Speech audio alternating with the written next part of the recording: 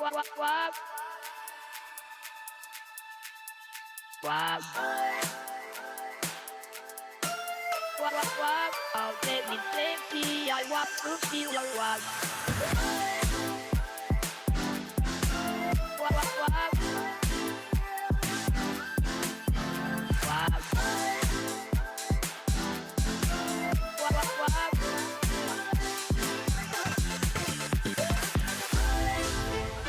I want to feel your wap. Wap. I want to feel your wap. I want to feel your wap. I want to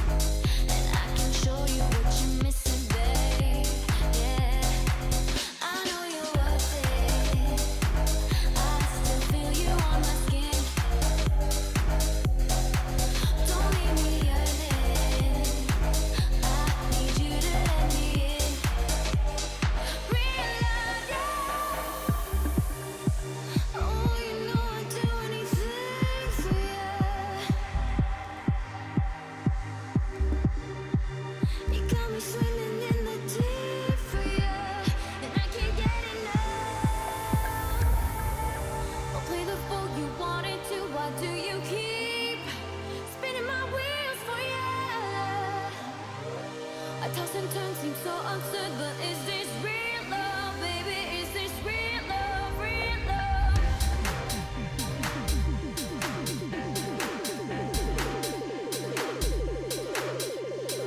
Real love, real love.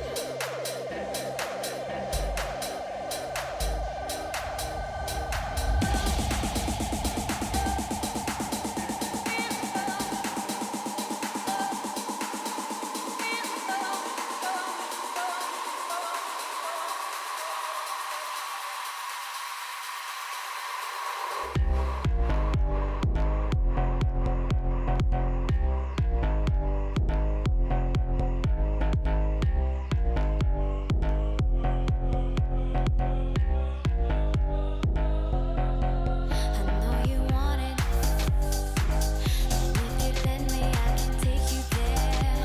Yeah, I know you need it, and I can show you what you're missing, babe. Yeah, I know you're worth it.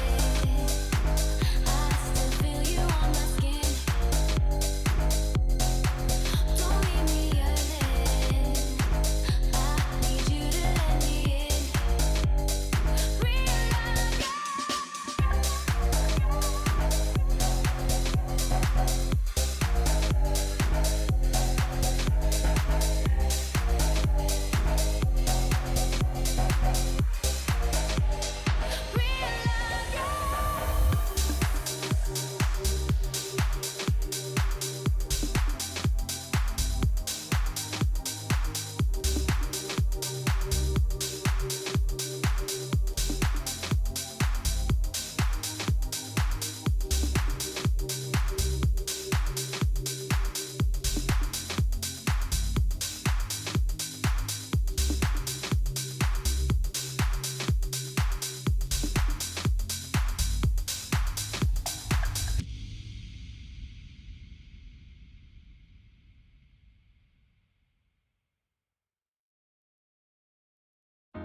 breathe me into the light. Slowly heal the darkness in my heart. I hear you now. A taste was all I needed. I feel your love, loud and clear to the end. It's you and me. I'll follow you to the end. I'll follow you to the end.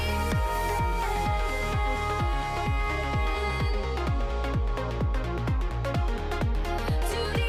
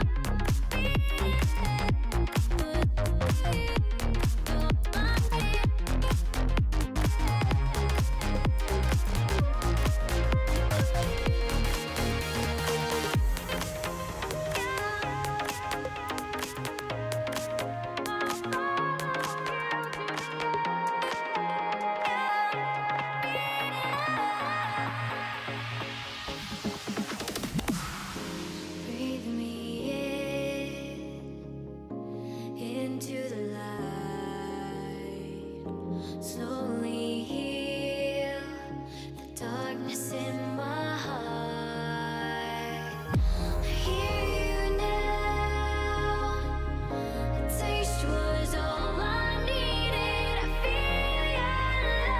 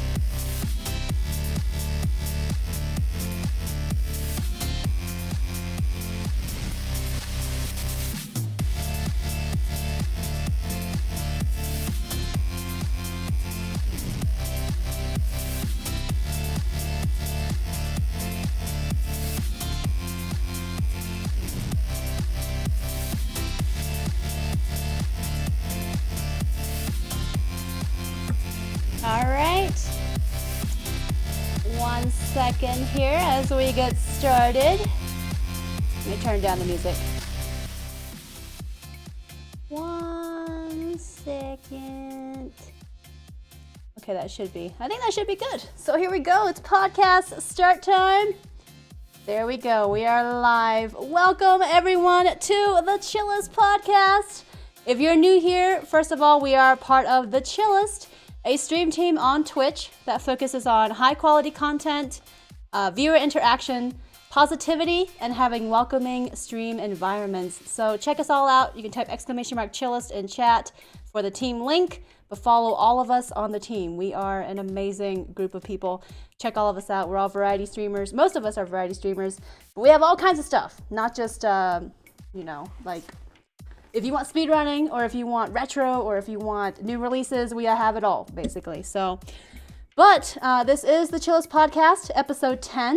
We have a monthly podcast where we discuss Twitch, we discuss streaming, we discuss video games, just a lot of really cool topics. And the episode for this month, for November, is actually speedrunning. So this is about speedrunning, basics, and strategies.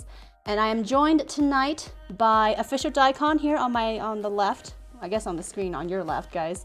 And then underneath him is Pulse Effects, and then we have Avalon Star. We're gonna do some brief introductions in a second here, but really, really cool people. They all have done speedrunning or they currently actively do speedrunning. And this episode is meant to be a basic introduction to speedrunning. We're gonna highlight some strategies, some stuff to keep in mind. So if you want to actually get into it, this will be a great resource, hopefully, for you guys out there to learn and hopefully draw some inspiration from and ways to guide your own speedrunning if you choose to dive into that.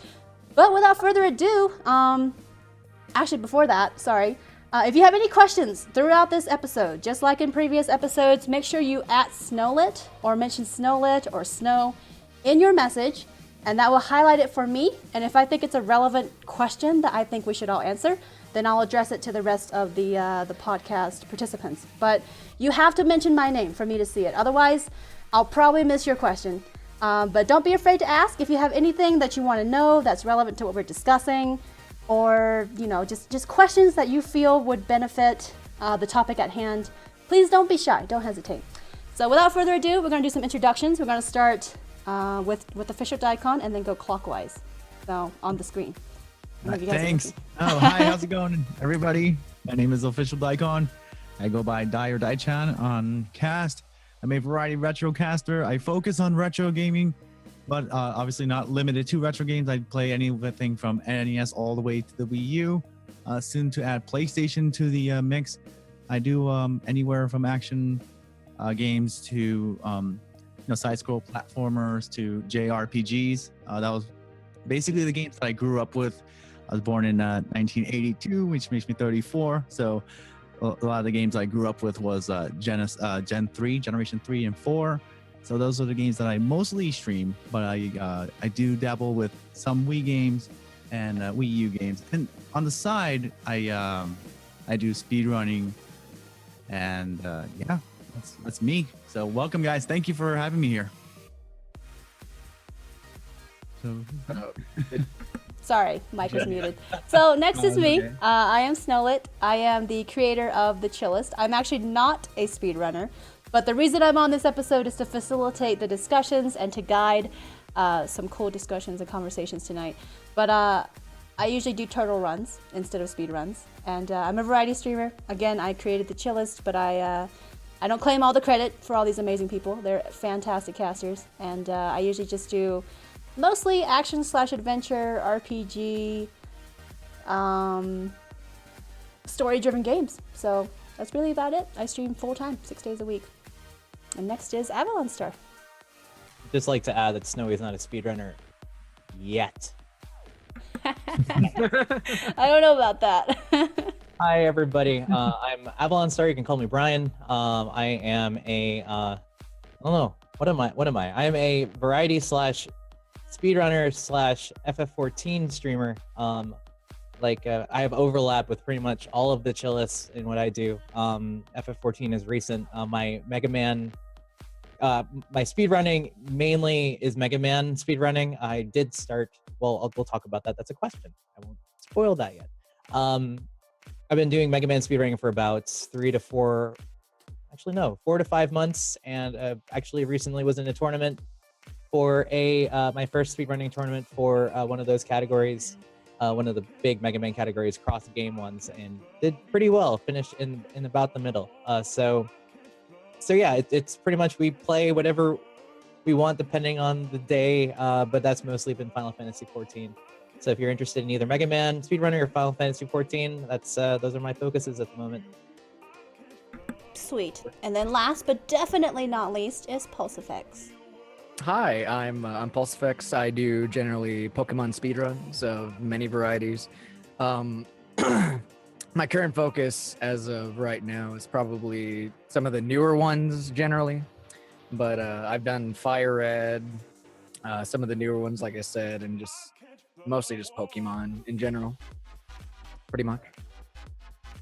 Cool. And there you have it. If at any point you guys are curious about who's on the episode, feel free to type !podcast in chat, and my chat bot, will give you a link to all of our channels. So check that out. So without further ado, we're going to just dive in. We have a lot to cover tonight on speedrunning. And like I said, if any of you guys out there have questions about what we're talking about pertaining to speedrunning and anything, feel free to @Snowlit or mention Snow or Snowy in your message, and that will highlight it for me in the chat so I can notice it. And if I feel like it's a good question, then we'll ask it to everybody on the episode. So don't hesitate. But first, let's define speedrunning. You know, what is it? How would you guys define speedrunning? Going fast. Yeah. Have a game. Like probably quickly as possible.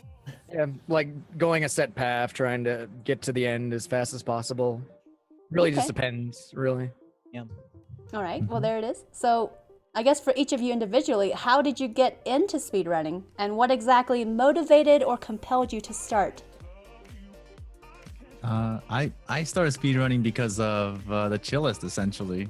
We have many speedrunners in the team, and when I hung out with By Chance Channel or Pulse or Celestics, I watched them play classic games, essentially. Pulse, you do more Pokemon, and when I was watching By Channel, I was doing Mega Man, and Mega Man 2 being my favorite.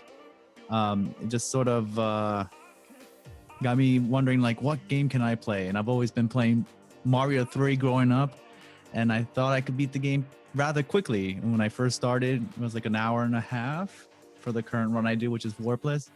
And just watching Brian playing Mega Man, it just kind of lit something in me and say, well, let me see what I can do. How fast can I beat Mario? And before I knew it, I started practicing on Mario 3. So that's how I got into speedrunning myself. So I would say the Chillest team. That's really cool that your inspiration came from the team. That's really awesome. Because I always feel like for people who speedrun, it's always somewhere like before. Like, I don't know. I feel like it's always something like way back when or something. But that's really cool. It's really cool.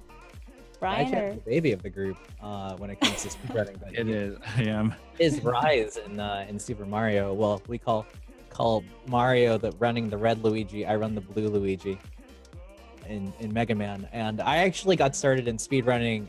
My first speedrunning game was not Mega Man. It was actually Octodad.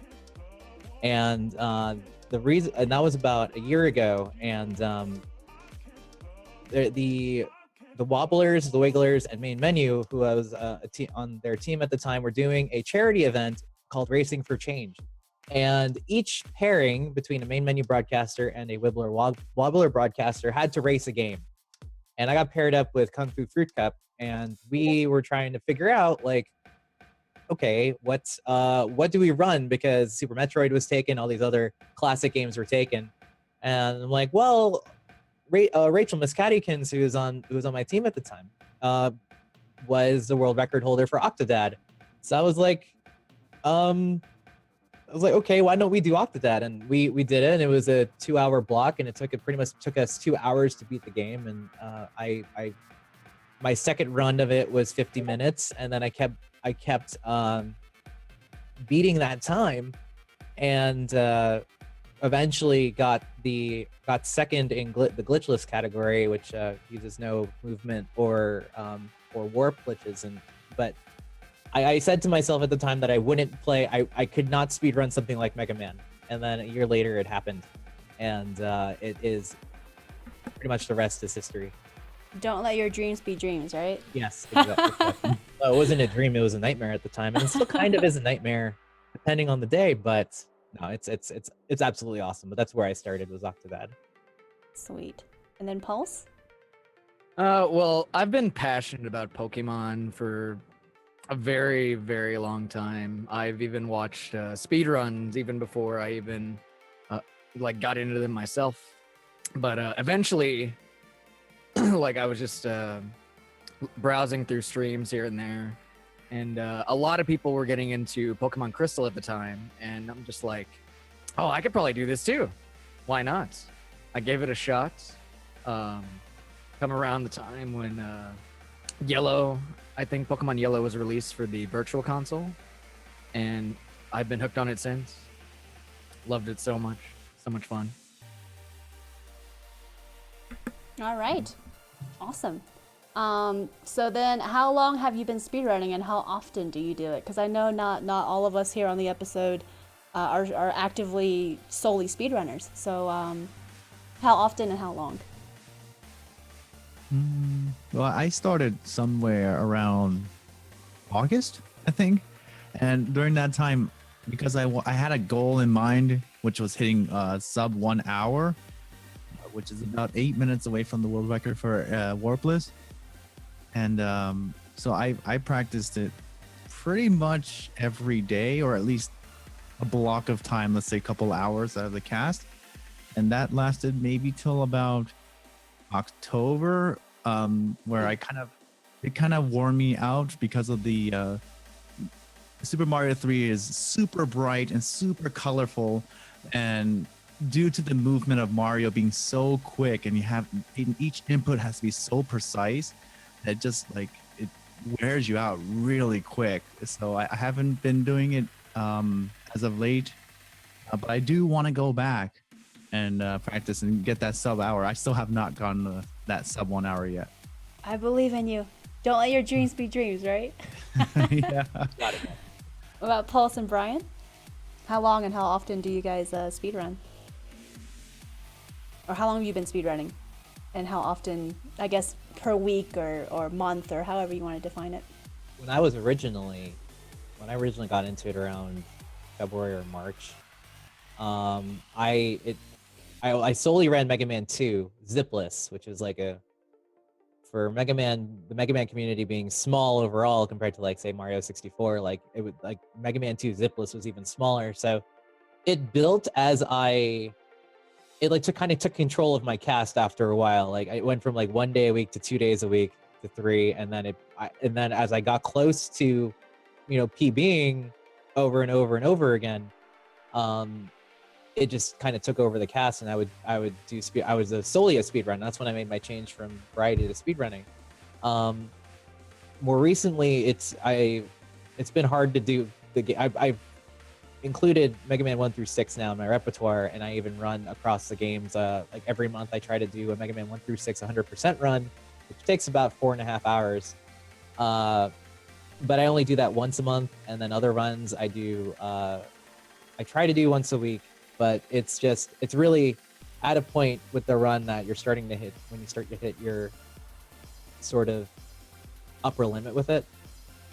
And so, you take longer breaks, and creates this kind of cycle, which you can kind of discuss later. But yeah, it's about once or twice every 2 weeks these days.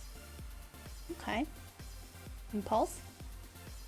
I think I've been doing it maybe around 6 to 8 months or so, something along those lines. I started off with Crystal, which I eventually just did not like. I found passion within Pokemon Fire Red, and I'm currently the second placeholder, and I've been trying to push for a while, but sometimes you just end up like with a really bad run, especially once you're like, you get that time that's just that close to record. It just depends really. I go from like 2 to 6 hours every single day, but I think it just depends on the game. These Pokemon games are very long and very stressful with exactly like what you have to do in them for the most part. But I'd say pretty much every day, basically about 4 to 6 hours. Awesome. You guys are bringing up topics that are actually making me think of later questions, so I will probably come back to some of the stuff that we brought up. But really cool, really cool. So, what is required to officially do a speed run in terms of like software tools? Are there any specific requirements, like with the what is it, SRL? Is that Speedruns Live? Is that something that needs to be officially done? At the very basic level, all you need to do is record your run. There are a lot of, say, like when I got into the Mighty Number 9 community, there are a lot of like Korean and Japanese runners that don't even have, like, we'll talk about timers and live split and SRL and other things like that, but they'll just put a video on YouTube going from start to finish and boom, and then the YouTube video is actually their timer. As long as you have a timed run in that way and it's available to be scrutinized and validated, that's really all you need. But different. So it has to be recorded. It has to be recorded. Okay. Otherwise, I could get the world record in Mega Man 2. Yeah, without proof. But All right. So is there a specific, in terms of like those timers, for instance, is there a known software or a known something that like most of the speedrunning community uses? most people use live split. Yeah. It's the most customizable. It has, you can actually sign up and do races using that software with Speedruns Live. So it is kind of the de facto to go with, mostly because it's customizable and it's really kind of easy to work with, and there are plugins and such. But there are at least 4 or 5 major timers out there, but the big fish is definitely live split. Is that what you used as well, Official Daikon and Pulse Effects as well? Yes. Yeah, that's what I use. You also sort of depending on like the leaderboard standards, like I know for the Pokemon leaderboards you have to actually own like the cartridge and such, and actually be able to play it if you want to actually show up on the leaderboards and such. Like, Okay. otherwise you can with emulators. But Right, like, or even like the hacked cartridges, right? Or the fake ones you said. yeah, though those actually aren't even allowed actually, but like you have to be really careful because like people sell fake cartridges everywhere, but you pretty much have to have like a real one, otherwise it won't work properly.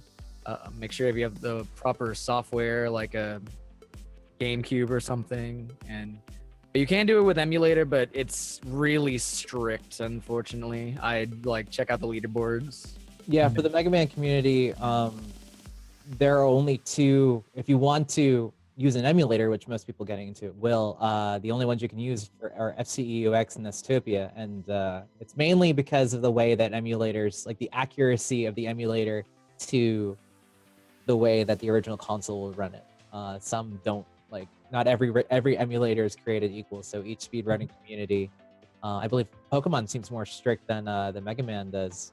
Mega Man is, so yeah, definitely check the leaderboards and the message boards for the community you're trying to enter, just to make sure your first run isn't invalid based on what you're using.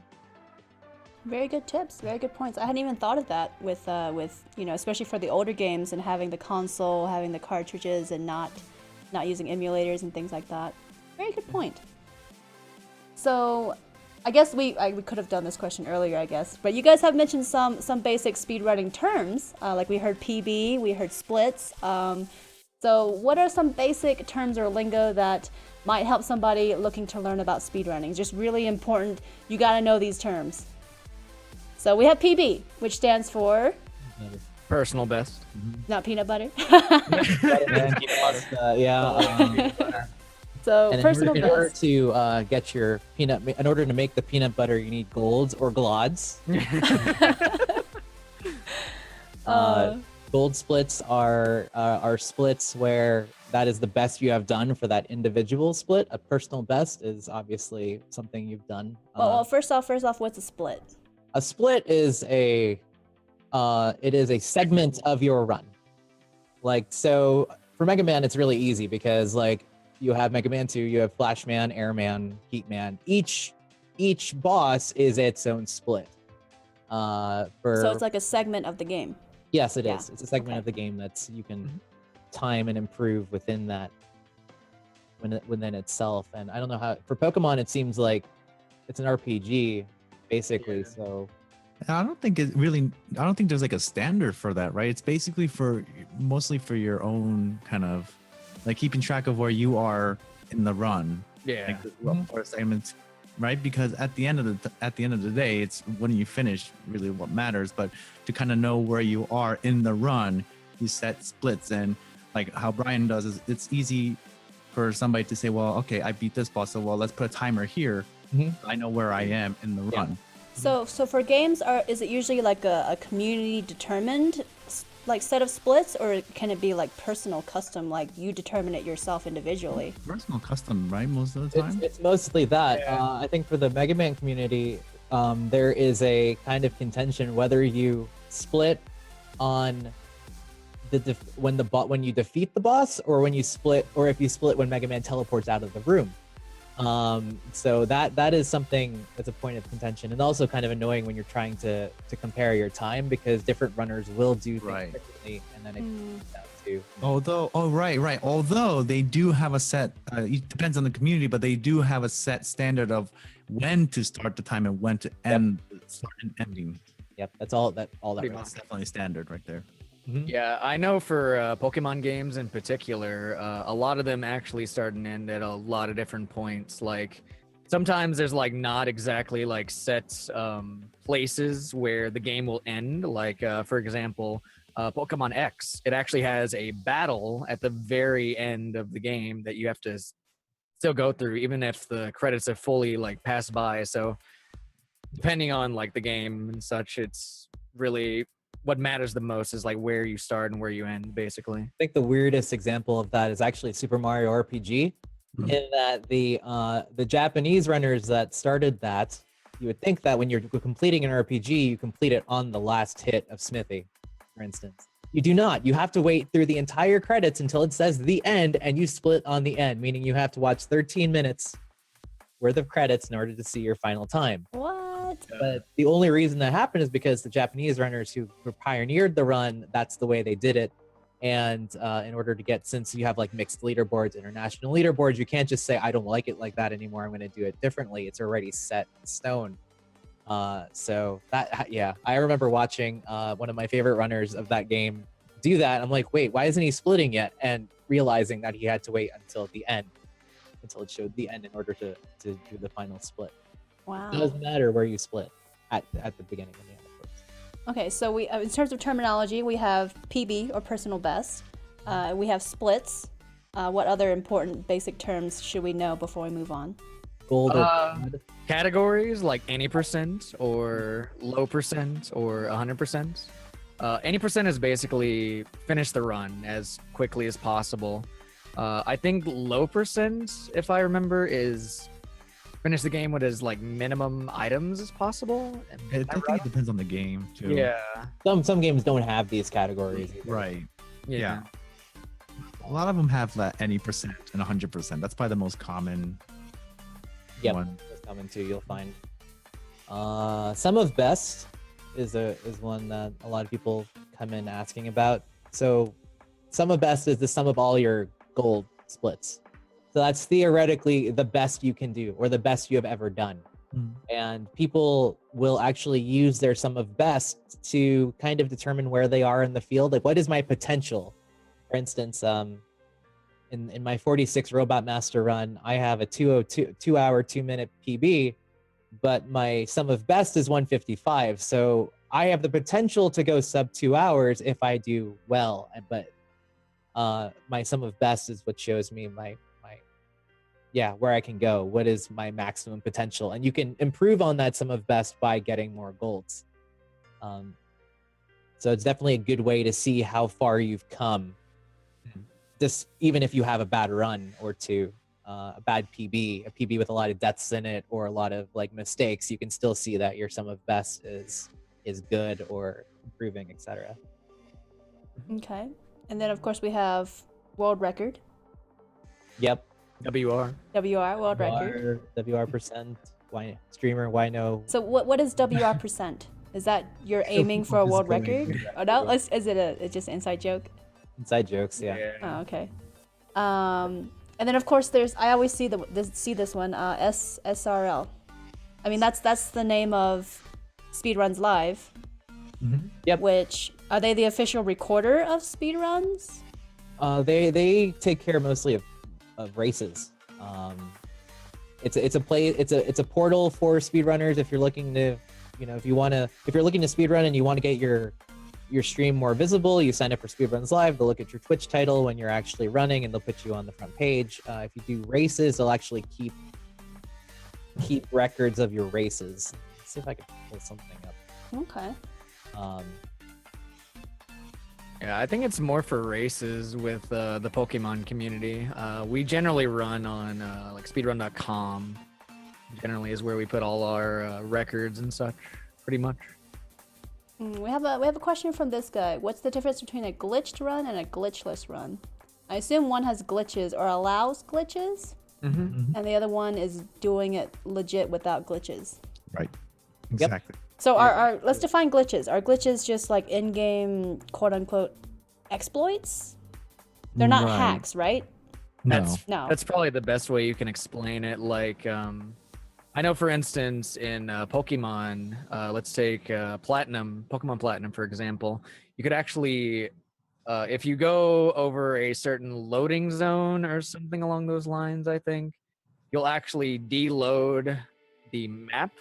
You could actually go through walls and just like clear entire sections and such. I would say mainly maybe what's the developers did not exactly intend for you to like go through the game as, basically. But it's in the game and it's allowed to be used? Is that the With a glitched run, like Yeah, glitches are, the community will kind of decide what glitches are kind of allowed and which ones are not. Usually you if you can manipulate anything that the developer has given you or that is baked into the game, zips in Mega Man 2 are one of the big ones in which you kind of shove yourself out of bounds and the game shoves you to the right of the screen.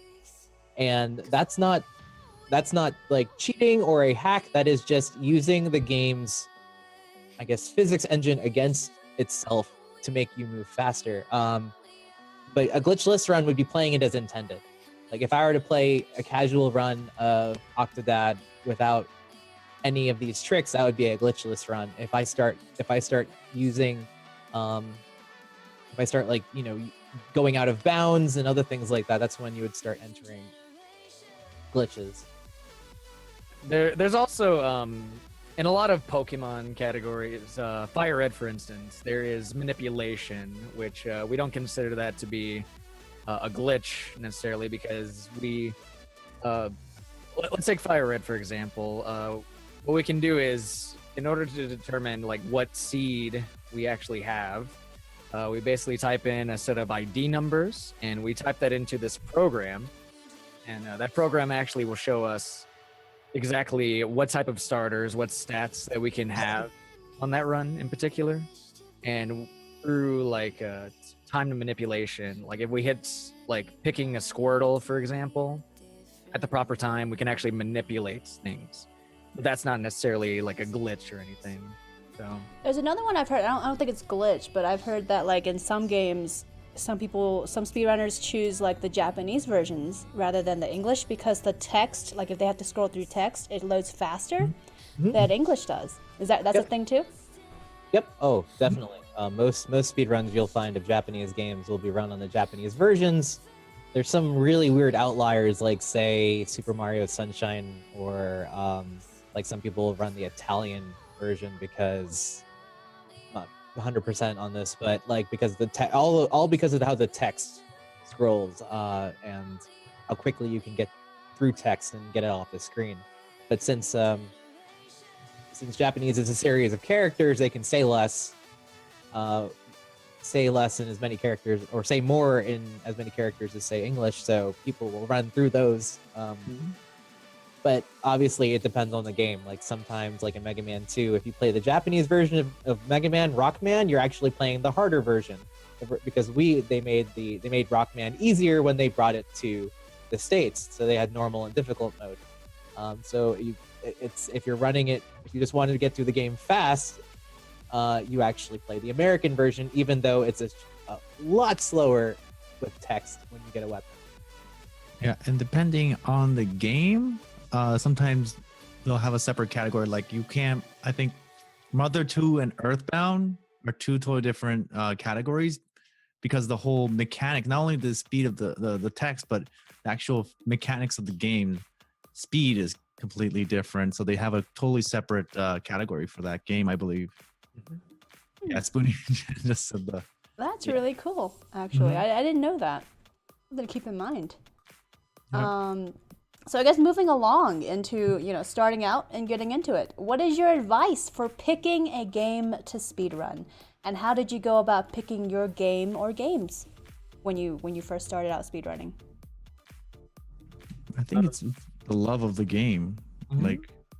like a game that you really, really love. Because essentially, what you're going to be doing is committing yourself to play that game over and over, and beat it as fast as you can. So, I think that's a great place to start, is finding a game that you truly love and can play it over and over and again without getting, I guess bored of it. I don't want to say bored of it, but It's essentially that, though. I mean, I Yeah. remember telling you about that, Dai-chan, is that, and that's why you picked Mario. mhm. For me, Mega Man was, I kind of wanted to see how fast I could go in Mega Man, and I already loved the series. Octodad was more of like a joke that became a pretty good speedrunning game. But yeah, I also would say, like, just pick a game you love, and then time yourself. I would also be careful as well with what game you pick as well, because like you can do a game that you love, but you should also prepare yourself to not like that game as much as you used to. Right. 'Cause, for My example, Mega Man ranking has changed so much. Go ahead. yeah, like for me personally, I used to love the Generation 2 games of Pokemon Crystal and such, and I found out what it truly was. Mhm. Nightmare. And also the duration of that game too, because some Yeah. games take a very long time to beat. Especially if you're looking into speedrunning a longer RPG. That's something I'll never touch the Final Fantasy series, Oh my god. because I could not. It will change, like, speedrunning a game. Choosing the speedrunning game will change the way you play that game forever. Yes. I cannot play the Mega Man series casually anymore, and I will never be able to do it, because what comes to you naturally changes from casual to then speedrunning. And if you try to run it slow, it's like, I'm running slow. I don't want to do this. I know how to do this strat, and you'll just be kind of kicking yourself the entire time. And I actually know a couple of people who had gone into Final Fantasy VII and did the no slots route in my Final Fantasy VII, who, if had the chance to do it again, would not do it, because Final Fantasy VII was their favorite Final Fantasy, and the speedrun, although good, and although they like the speedrun, ruined the game for them casually. They can never play it casually. So it is definitely it's a choice that you make, that a lot of us make. I made the choice not knowing how I'd come out on the end of it, but that I would definitely say, like, having done this, like, it'd be nice to be able to play the Mega Man games casually again.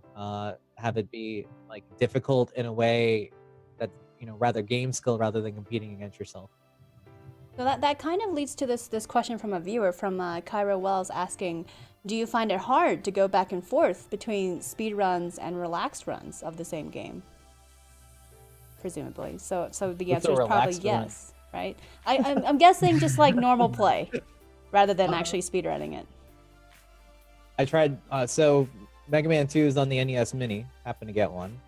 I tried playing it on the couch last night just to play it, and then everything went to hell, because not only could I not play it normally, I was dying more than I should, because I started noticing things like input lag when it comes to, like, playing off your HD TV and things like that. The more into the game you get, depending on the game, the more into the game you get, the more you can affect playing it casually through things like that.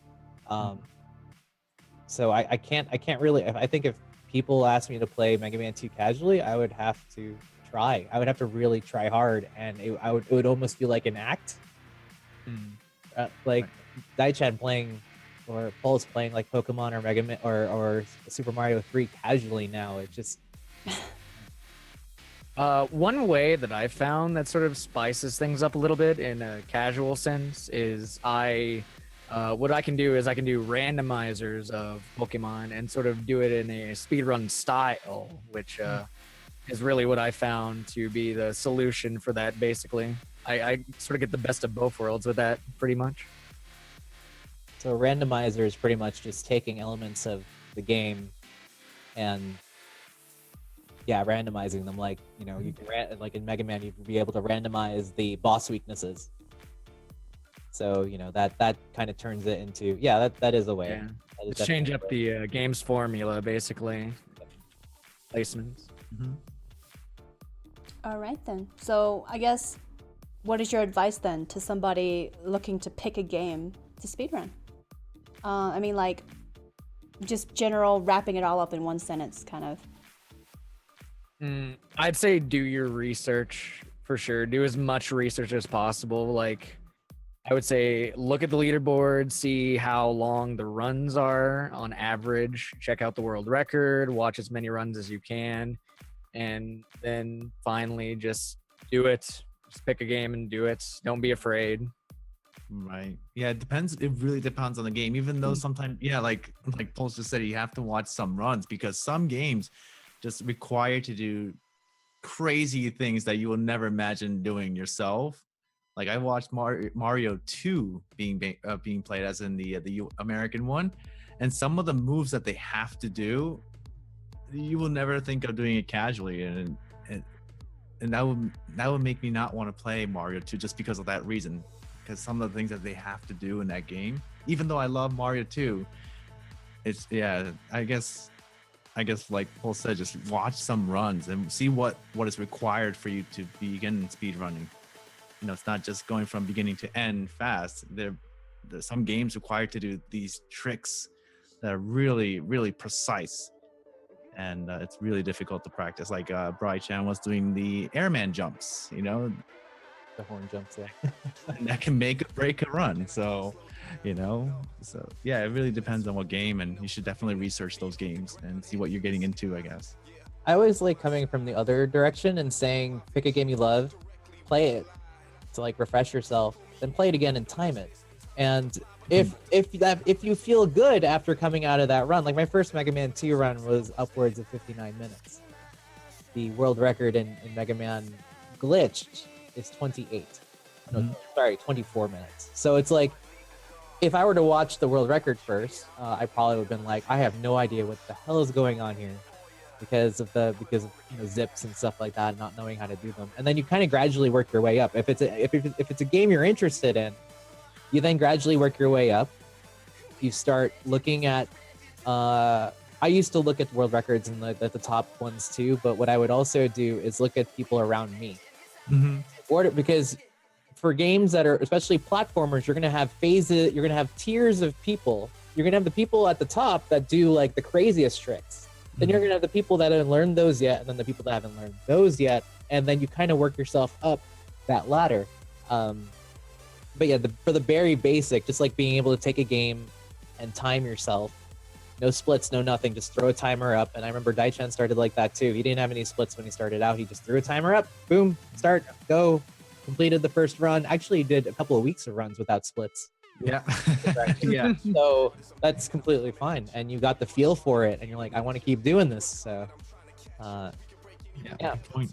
I would also say go to streamers, like go to like say speedrun.com. Like there's sections with streams there.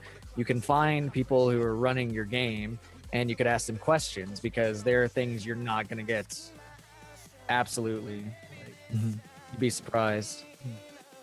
Very good advice. Thank you.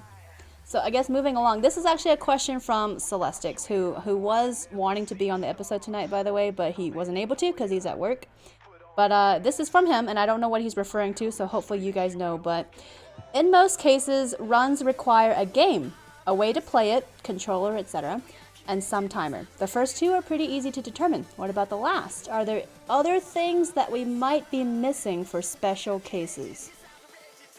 Yes. I know in particular for Pokemon Fire Red, it is not easy to just grab a starter and go. In fact, I use a very complicated program. Like I was saying earlier. Yeah.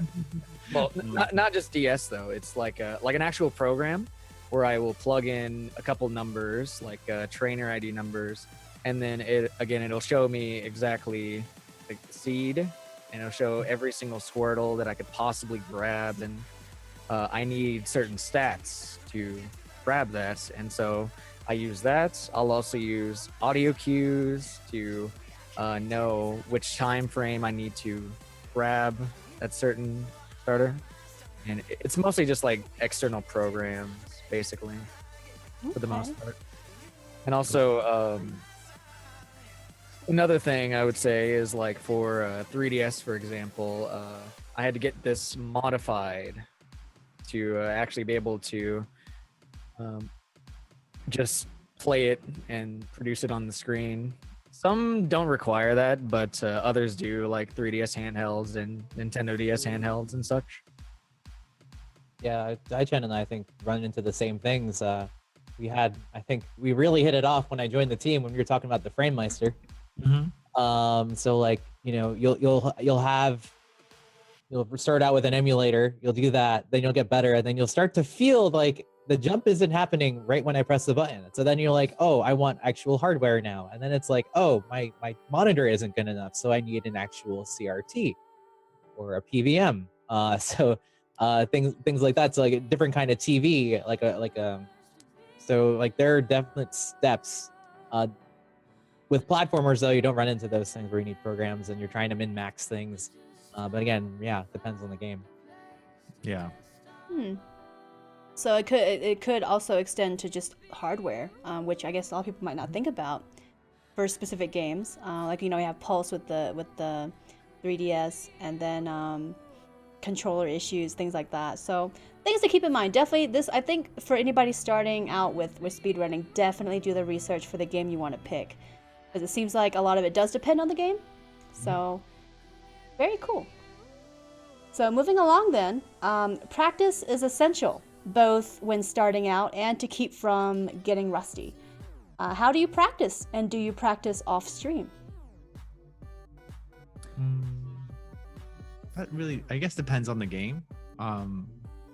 Some lengthy games, I think, like I used to practice in clusters. So in Mario, you play a set number of stages. So what I used to do was run through the game, and then after I'm kind of comfortable with how the game is from start to finish, then I would say, well, let's practice World 1 today. And then I would practice each stage until I got it down kind of pat. You know, I might have some, you know, stuff issues here and there on the stages, but if I kind of get the basic strategy down for each stage, then I will run through the game again, because now I have World 1 practiced and down pat, and let's see how much improvement I made just based off that one world. And then after that, if I see an improvement, then I will go to World 2 and 3 and 4. I guess everybody has their own way of practicing it. It also depends on the game itself. Do I practice off stream? No, I don't. I would prefer, if I can practice it, I'd rather practice it on cast, so then people will get to see me actually practice the game. And it kind of showcases how, if you do get into speedrunning, what can you expect? Like, well, how much time do you have to really put in to speedrun? And I think that's something that might be beneficial for somebody that's watching as well, and for yourself too, because while you're practicing on stream, somebody can come in and give you an advice because they themselves run the game. So yeah, I guess it's like a win-win situation if you practice on stream as well. Yeah, for me, it's mechanics, especially when it comes to doing zips and different skips like that, just practicing that all over again. Like kind of the basic rule I have is like, if you get it 3 times in a row, then you're good. You're pretty good for doing it in an actual run. I've tried many times, especially before the 46 Robot Master Tournament a couple of months ago, to practice offline. But for me, offline doesn't have the pressure of online. If I'm on a cast and people are watching, that puts me in the right mode to say, like, right amount of pressure is applied for me to be able to work well. And I really haven't been able to do that off cast in a way that I'm happy with. I don't think I've ever completed a run off cast, because you can complete a run. You don't have to be streaming your run as long as it's recorded. But it just doesn't have the same I know exactly feeling, and things I practice offline don't work online. And I'm like, well, I practiced this for half an hour, and I mean, it depends. You know what's interesting is it's interesting that you mentioned that, because when I used to play music and play bands, I would drink when I perform, and I remember the manager coming up to me and say, "Hey, you drink when you play, like when you play shows?" And I said, "Yeah," and he asked me, "Do you drink in practice?" And I said, "No, I don't do that because I'm just practicing." Well, he said, "Well, drink and practice as well, because then you're kind of like getting yourself used to that situation, because like you said, you might be practicing offline and that might be fine because there's nobody there, there's no audience, there's nothing, there's not that pressure there. But now when you're in that situation where you're streaming and there's people watching you, there's that different feel to it that you're, and so those things that you practice may not work because of that. Mm-hmm. So that's a very good point, and that's probably the reason why I practice on stream as well. Very good points. Mm-hmm. For me, I would say I usually, what I'll do is I'll beat the game just by following notes pretty much, and then I'll have to like go through those sections over and over, a lot like Dai said, and have to practice that. Like movements, menuing is an important thing for Pokemon, and the general like just memorization of the routes, because Pokemon's a lot of memory and just memorization in general. And watching videos really helps a lot, pretty much. Awesome. So I guess moving along, while practicing, what are some strategies that you use? And do you apply the same strategies during practice runs as you would during actual speed runs where you're trying to set records? It's a little harder for me because I can't exactly, like I said, I start off with like a fully finished file, so I can't exactly go in there and practice like using a move against so-and-so gym leader and such. But with movements, yes, definitely. I have to sort of follow an exact path and just try my best not to stray from it as much as possible, basically. But I try my best to, for the most part. Mm-hmm. Save states. Mm-hmm. Yeah, I was gonna say Save states. Yeah, and this is why I go back to the clusters. Like I can practice using save states. Mm-hmm. Awesome. I don't know how people in that use like, well, no, I guess people that run more modern games would just have the save files and stuff. But yeah, save states are. I have a power pack, which is just pretty much a kind of like you put ROMs on it and then run it on actual hardware, but they also provide a way of save stating, so that you can't do on hardware if you just use the cartridge itself. So it definitely helps out with practicing. Like I'll run drills. Like when I was being competitive in Mega Man 2, before I started a run, I would always do drills of every single thing I had a problem with, and only when I felt good about that, then I would start. Yeah, I would also keep in mind like the hardware, because with emulators, like we said earlier, they can run at different speeds as well. So if you get your muscle memory attuned to emulators and such, you might have a harder time on consoles. Mm-hmm. I know what you mean. Yeah. That's, you gotta be careful even with the hardware. Like I've realized the Super Game Boy actually runs faster than the original Game Boy by 2%. Mm-hmm.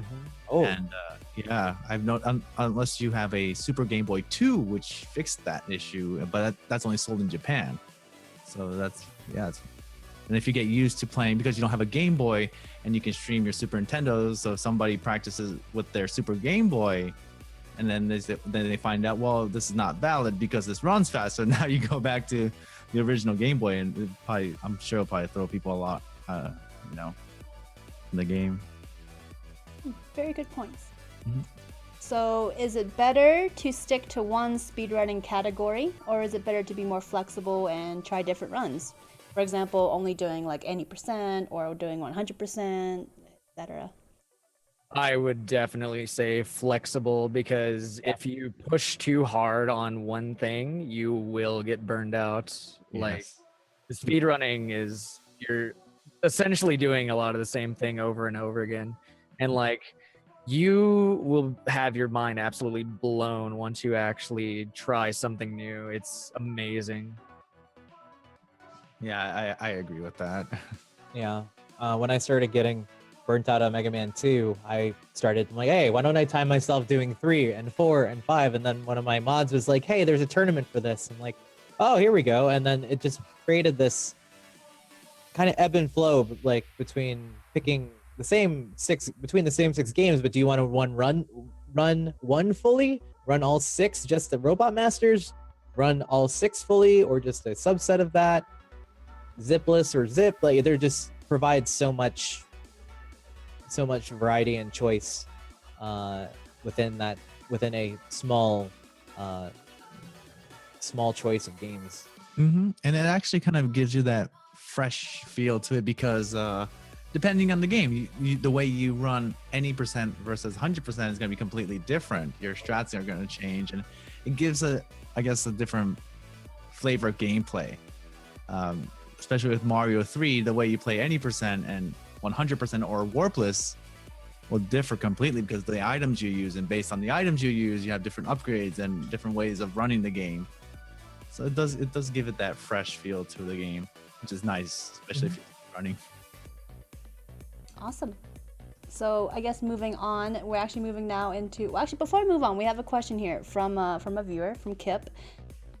Before we move on, because we were talking about practicing, is it necessary to practice every single day to be taken seriously as a speedrunner?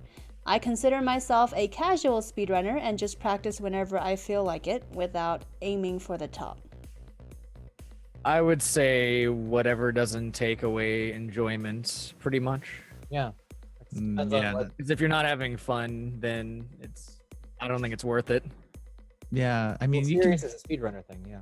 Like, I don't even think well, that's like asking, like, if are you not an artist if you don't practice art every day, or are you not a legit musician because you don't practice your musical instrument every day? I guess it's kind of similar, and I guess that you shouldn't. Yeah, if you want to be casual, I think that's totally fine. I think people, and I guess that comes to why you're doing speedrunning. Yeah. Yep. Yeah. Speedrunning is ultimately about results. And for a while, the owner of the 46 Robot Master world record, which was about 1 hour 46 minutes, was held for a year by a Japanese man who had run the category once, Mhm. and nobody could beat him Wow. Wow. until the tournament started, and then people started grinding out the games. I would not call Ahon, who's the guy who had the record, any less of a speedrunner than anybody, Right. Yeah. because of the amount of times he practiced. Some people are just that damn good. Yeah. And then there are other people, like myself included, that just need that repetitiveness, need that, we all learn differently. But I don't think that takes away from any of us being any less of a speedrunner if we have times like we all have times up. We're speedrunners. You got one up there. It's great. And improve it. That's the medal of a speedrunner right there. Mm-hmm. Cool. So I guess we're moving along now to the speedrunning mindset. The first question under that category is, what is your ultimate creed or rule to follow when you start a run, especially when you feel that a run might be taking a turn for the worse? Some people do the no reset rule. I guess depends on the caster It does depend on the runner. Yeah. In the game. in the game. Yeah. I think every time I've done a no reset run, like today was supposed to be a no reset run in the 46 category, but then I just got owned in Mega Man 5. I'm like, I can't do this, guys. Like it just gets, some people get affected by, like on one day you'll get affected by it, another day you'll be like, I can still do this, we can still make it. Like you look at your stats, you look at the times, I'm like, I still have time. I did really bad on this specific split. But yeah, my ultimate creed is just if I'm not having fun, I stop. Right, I agree. Even mid run. Even mid run, and I actually haven't, to be completely honest, I haven't finished a run of any Mega Man game since I got knocked out of the 46 Robot Massacre, and I've tried at least 5 or 6 times. So like that's just because I wasn't having fun with that run anymore. It's like I could either drag myself through it and get a time that I won't be happy with, or just end it and save my energy by doing something else that's fun.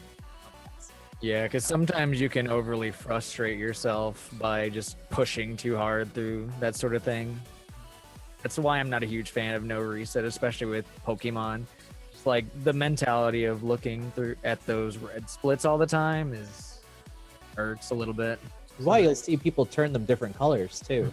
Some people don't have red splits; they'll have purple splits and different, just to kind of play with their mind mentally in that way, because red is such a powerful color.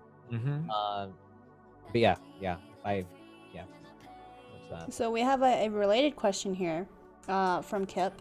How do you deal with unwillingly getting frustrated on stream? Obviously, frustrations will come up if a run doesn't go your way. So what do you do to avoid this and not show it too much on stream? I just show it. I'll show it. I'd rather show it than like try to hold it, suppress it inside. Then I think people are very smart, and they can see when something's bothering you and you're trying not to show it. Yeah. So I think it comes with it, like especially if they know you're speed running, you're trying to reach a goal, and if you're not getting there and you get frustrated, I think that's normal, normal human behavior. I don't think there's nothing wrong, unless you start throwing controllers and banging on the desk or hurting, potentially hurting yourself or something. Yeah. Aside from that, I think it's okay to show that sort of side of you getting frustrated on something that you practice so much, but you just can't get it right. And we have those days, I think. Yeah, you just kind of wake up, take a couple of days off, wake up and try it again. A lot of times breaks do help. And I got to that place with Mega Man 2 in which I just couldn't get below a certain time. I took about a week off from the game. I came back and beat my PB first run. It's like that mentality. It's like you shouldn't hide it because you're trying to keep composure. It's like that is real. That is a real feeling, because it's different if you're like, say, a variety caster who's like looking at, say, numbers and things like that, other external factors of the cast. When you're speedrunning, you are against yourself, you're against the clock and whoever you put yourself against. Right. You shouldn't hide that, or else you are the only one that's going to take that off cast and be like, why am I so angry at the world because I can't get a PB? But you've been hiding that from your, especially if you force yourself through a run. There have been runs where there have been I do the Hexafecta, which is Mega Man 1 through 6, 100%. My last marathon, I had to end it because I got owned so bad in Mega Man 3, and I just sat there for about 2 minutes thinking, I really should do this. I haven't failed at a Hexafecta yet. But I ultimately said, there's no way this time is going to be good. There's no way that I'm going to be happy with it, so I just ended it. And it's a bad feeling, but I shared it with my cast. Because this is content I'm taking away from them, but there's a reason why I'm doing it, because we had 10 hours of a marathon to go and I didn't want to be a heap of crap the entire time. And I think that's a great way to communicate with the community too. It's a good way to connect. Yeah, I'll say don't be afraid to hit that BRB screen. Like what I'll do is I'll hit the BRB screen. I'll be like, yo, everybody just relax. We're going to play a little bit of music. Sit back. I'm going to grab some coffee, just grab a breath of fresh air, and just let those frustrations out, because it builds up. It really does. Like, also don't be afraid to take breaks as well, or try something new. Definitely. Yep. Yeah. Good points. So moving along then, what is your goal for speedrunning? When you hit the timer to start, what are you trying to accomplish first and foremost? Is it to try to get a new PB? You just want to enjoy speedrunning for what it actually is, etc. Like, what is your goal with speedrunning? For me personally, it depends on the game because as of right now, with Fire Red, I'm sort of taking a break from it. But every single time I hit that start split button, I'm hoping to, be the fastest person in the world at it. In other games, though, I pretty much just do it for fun, see if I am gonna enjoy it, and see where that ends up. Basically, pretty much. Yeah, Or usually die, it's or just a Brian? number you have in mind. Like today, it was like, okay, 46 Robot Master. I want to get under 2 hours. Like that's, and you kind of keep moving that goal. It's a goalpost that you just keep moving up. Want to get better at it. Show yourself that you can be better at the game every single time you play it. Mm-hmm. Prove I yourself. Yep. Is it the same for you, Daikon, or? Yeah. And I think it's interesting how much, even if it's speed running, it relates so much to just everyday, even casting every day. I think it has very similar kind of what is it called? How would you say it? Mentality, I guess. Like it's like saying, what do you think about when you push start stream? You want to be the best that you can be to put on a great show for people to enjoy. And I think that's kind of a similar thing with speedrunning. It's like when you push that split start button, I think you want to be the best and you want to showcase that to the world. So I think it's very similar in that respect. Good stuff. So speedrunners can often have perfectionism as part of their mindset. When things go wrong, we already answered this, but when things go wrong, it isn't uncommon to see rage or negative feelings come about. And how do you handle this? I don't know if you guys have more to add to this. We can skip this question because I just didn't realize we already answered it. Nothing more to add? We're good? Yeah. Okay, so do you prioritize practice over runs or vice versa? And should this matter? So doing like a run to set records versus practicing more instead. I think it really depends because like if let's say that I accidentally like completely screw up something and there's no possible way I could get a better time, then I'll use that run for practice. But any other run, I will basically just push to the best of my ability and see where that progress will take me, basically. As I was saying before, like with the whole pressure of doing a run on while streaming, like that's practice in itself. Like every run is also practice in those optimal conditions. So there's no prioritization there because I view them as one and the same. I agree. I totally agree. It just, it depends. Like practice, like we were talking about before, you're going to be practicing those parts that you need to really focus on. Like, like we were talking about safe stating. Yeah, I mean, but overall, I think you got to do the actual run. So yeah, like Brian said, running the game is actually practice as well. So I don't know if there's any priority. Right. Okay. Well, I guess a related question here that just came up actually from Zeratol.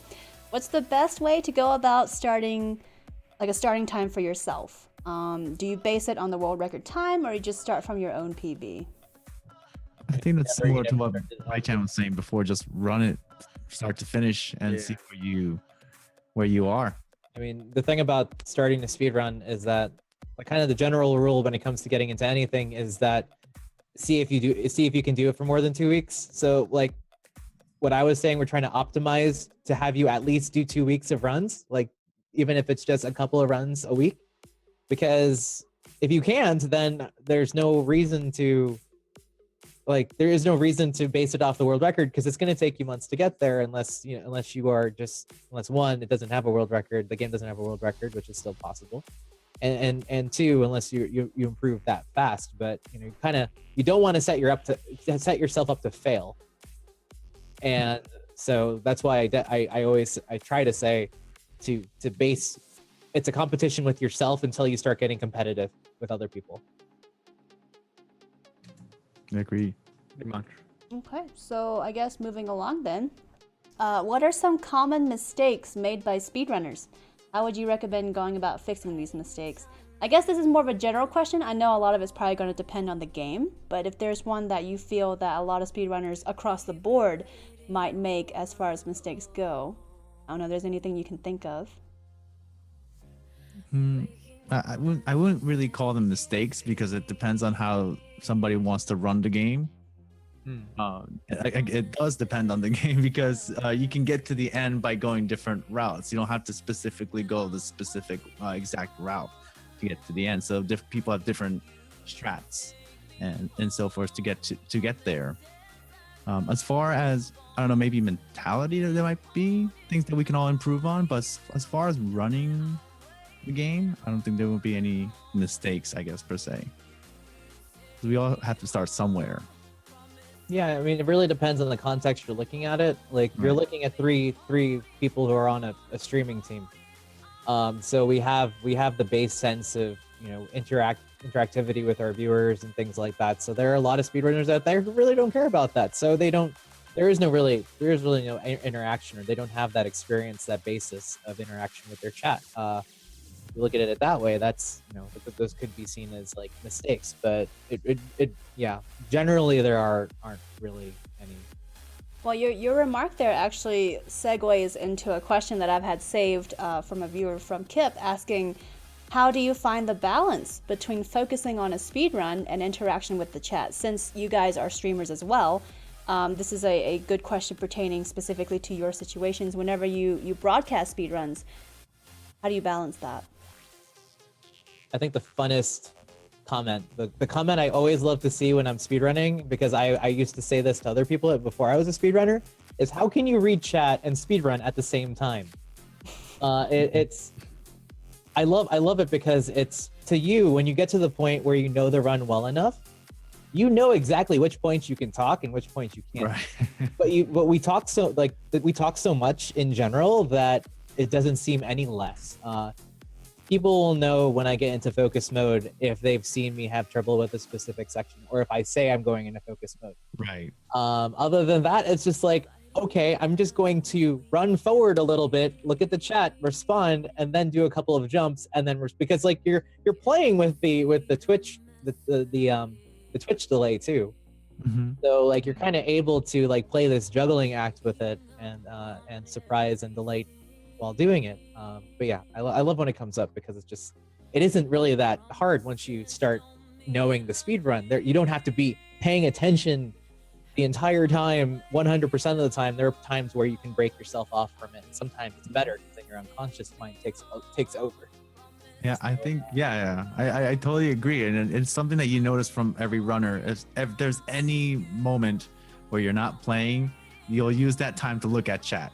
I think that's how I think it works.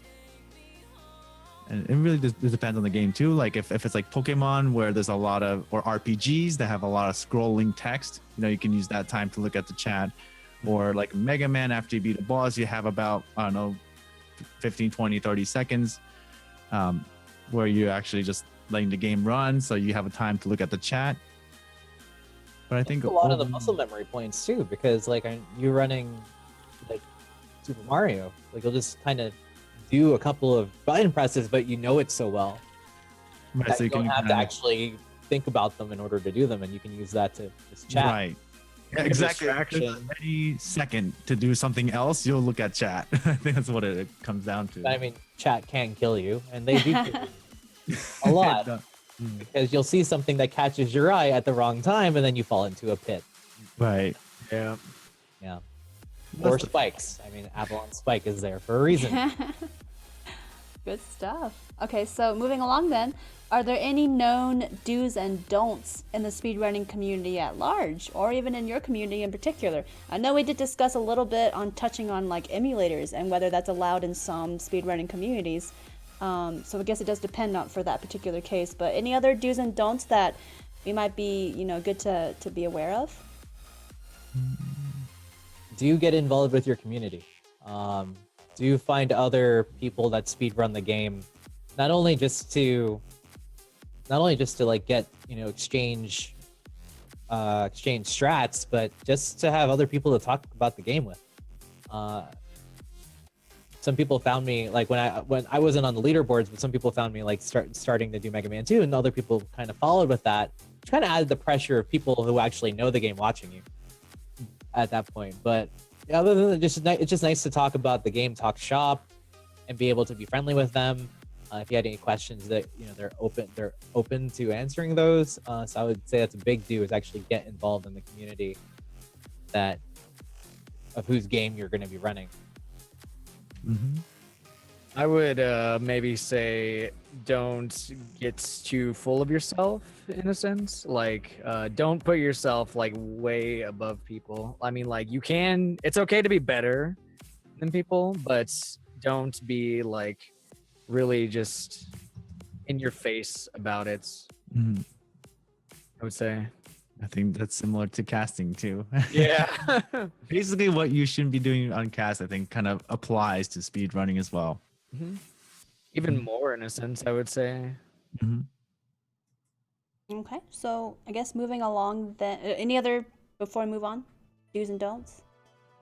No, we're good? Okay, so then moving along then, how do you handle strats that involve pixel or frame precision? Are they as intimidating as they sound? They are intimidating. One of the Yes. things that people love saying is that, like, 1 frame or 4 frame, like people will say, oh, it's a 4-frame jump, and that you only have a 4-frame window in order to do the mechanic, or it's a 4-frame mechanic, and people will say, good speedrunners, or just people that like memes will say, oh, that's an infinite amount of time, that's forever. It's like, you can't miss that. And it's just like, but 4 frames, so you do the math. Most of these retro games play at 60 frames per second. Do your math, and you see how much time you have. When it comes to that, that's when you just grind that mechanic out. You grind that mechanic out, and then you expand it a little bit, then you start flowing into that mechanic and out of the mechanic. There are still like different mechanics in Mega Man that I will refuse to do until I feel better about the game, because of the fact that they are either pixel perfect or frame perfect. Zips, for instance, most zips are 4-frame windows. So once you get it, and you start getting it a lot, then you really feel good about yourself, because you're able to be like them now. You're able to say 4 frames, forever. Yeah, So much time. It's a little bit different, I would say, for Pokemon, because it starts off with that sort of frame perfect mentality, especially for like, for example, Fire Red. I keep bringing that up. With Fire Red, it is frame perfect for you to get a starter, and I think it's very much worth learning, because you're gonna feel easier as the run goes on, because you're gonna have that good start that everybody else has, pretty much. And if you don't, then you might be at a disadvantage. So I would definitely say try not to be intimidated by it, and just, like you said, grind it out as like much as possible. Mm-hmm. Yeah, so moving along then. So how do you decide whether to go for a PB or a world record attempt? Do you have any advice for speedrunners in terms of making the decision to go for world record runs? I would agree not to go for a world record. It's a good mindset to have, but not rely on having that world record. Like that shouldn't be your main goal, and main goal should be making smaller goals and making the best that you can, and then hopefully eventually down the line you can hit that world record. Maybe Just like anything else, Let's say that you actually get your PB up to competitive with the world record. Getting your time from, like, say if you need 10 seconds or you need a couple of minutes, those minutes will, like, 80% of your time for like 20% of the results there. It's like world record attempts and world record chases have killed speedrunners, like killed their mentality, burnt them out. It is an extremely hard bar to hit, because you are facing the best of the best, and it could come down to, like, say, like in Super Mario Brothers, the top 10 times in Super Mario Brothers for any percent is literally frames. It is frames and subframes. So like any tiny thing you do can either win you that record or lose it. And at that point, you are so wanting that world record that you're just burning out at a crazy rate. So some people like myself just won't try for a world record because then it gets competitive. Because when somebody breaks a world record, other people are going to try to break it too, and it just becomes this back and forth. Unless you just did so well that you're able to hold that, but it will be broken, and you will have to come back and try to beat it yourself unless you just kind of step back. It's not those two attempts. Always attempt for a PB, attempt for the world record if you're ready. If it's a competitive category and you're ready to do it.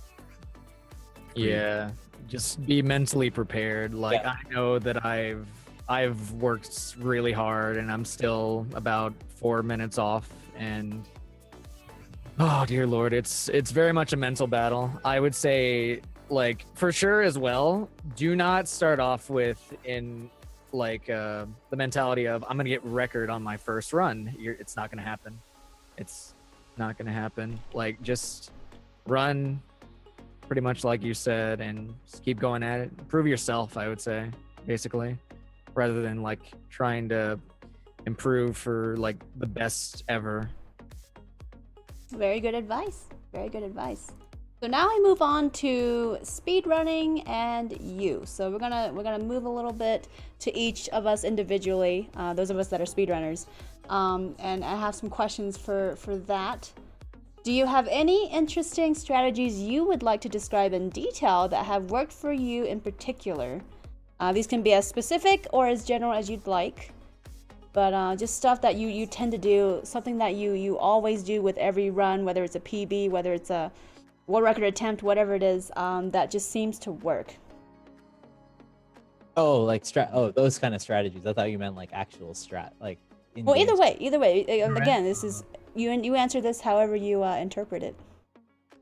Because I don't know if you guys want to. Because I think the one of the craziest ones that I always love showing is the Woodman zip.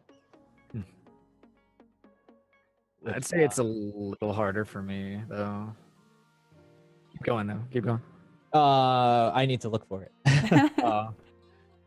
Like, yeah, that's a little hard for me because like with Pokemon generally, like I think like the best I could possibly show off is like going through a section with like as little health as possible, which, you know, it actually scares people in chats when I sometimes do that, but that'd probably be the best way I could possibly just follow the route. I love doing that, not to myself, but to other people, because it's like I will take bosses down so low and like not use an E-tank or anything. So I'll be at 1 bar and I'll get it, and I'll just kind of like have this enormous sigh of relief, and all of chat will be like, "You freaking gave me a heart attack again." Because I'll go for it. But yeah, it's those are fun. Yeah, I can find this really quickly. So, Daichan, do you have any interesting strategies that you did that worked for you, that you felt was? Not really, not yet. No, the really interesting ones is still work in progress. Okay. Yeah. I don't know if I'd say strategies for you, but like whenever you sing about Toad. Oh God, how many? Oh, was the booty buddy? Yep. Oh, that was stuck in my head for it felt like years, an eternity. I still want to make a remix of that, like a recording of me doing it. I can do this. Oh, there it goes. Yay, cameras. So So if you guys can see there. yeah, I'm gonna try to turn it up so you guys can hear it. This is the Woodman zip, or I'll tell you when it starts, but I don't know if you guys can see it. Yeah, stream should be able to see it. So you kind of, this is like the epitome of shoving yourself off screen.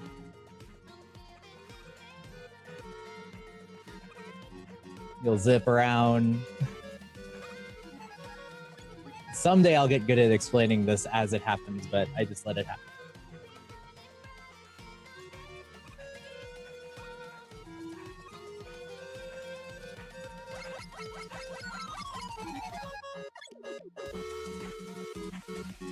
climbing ladders that aren't there.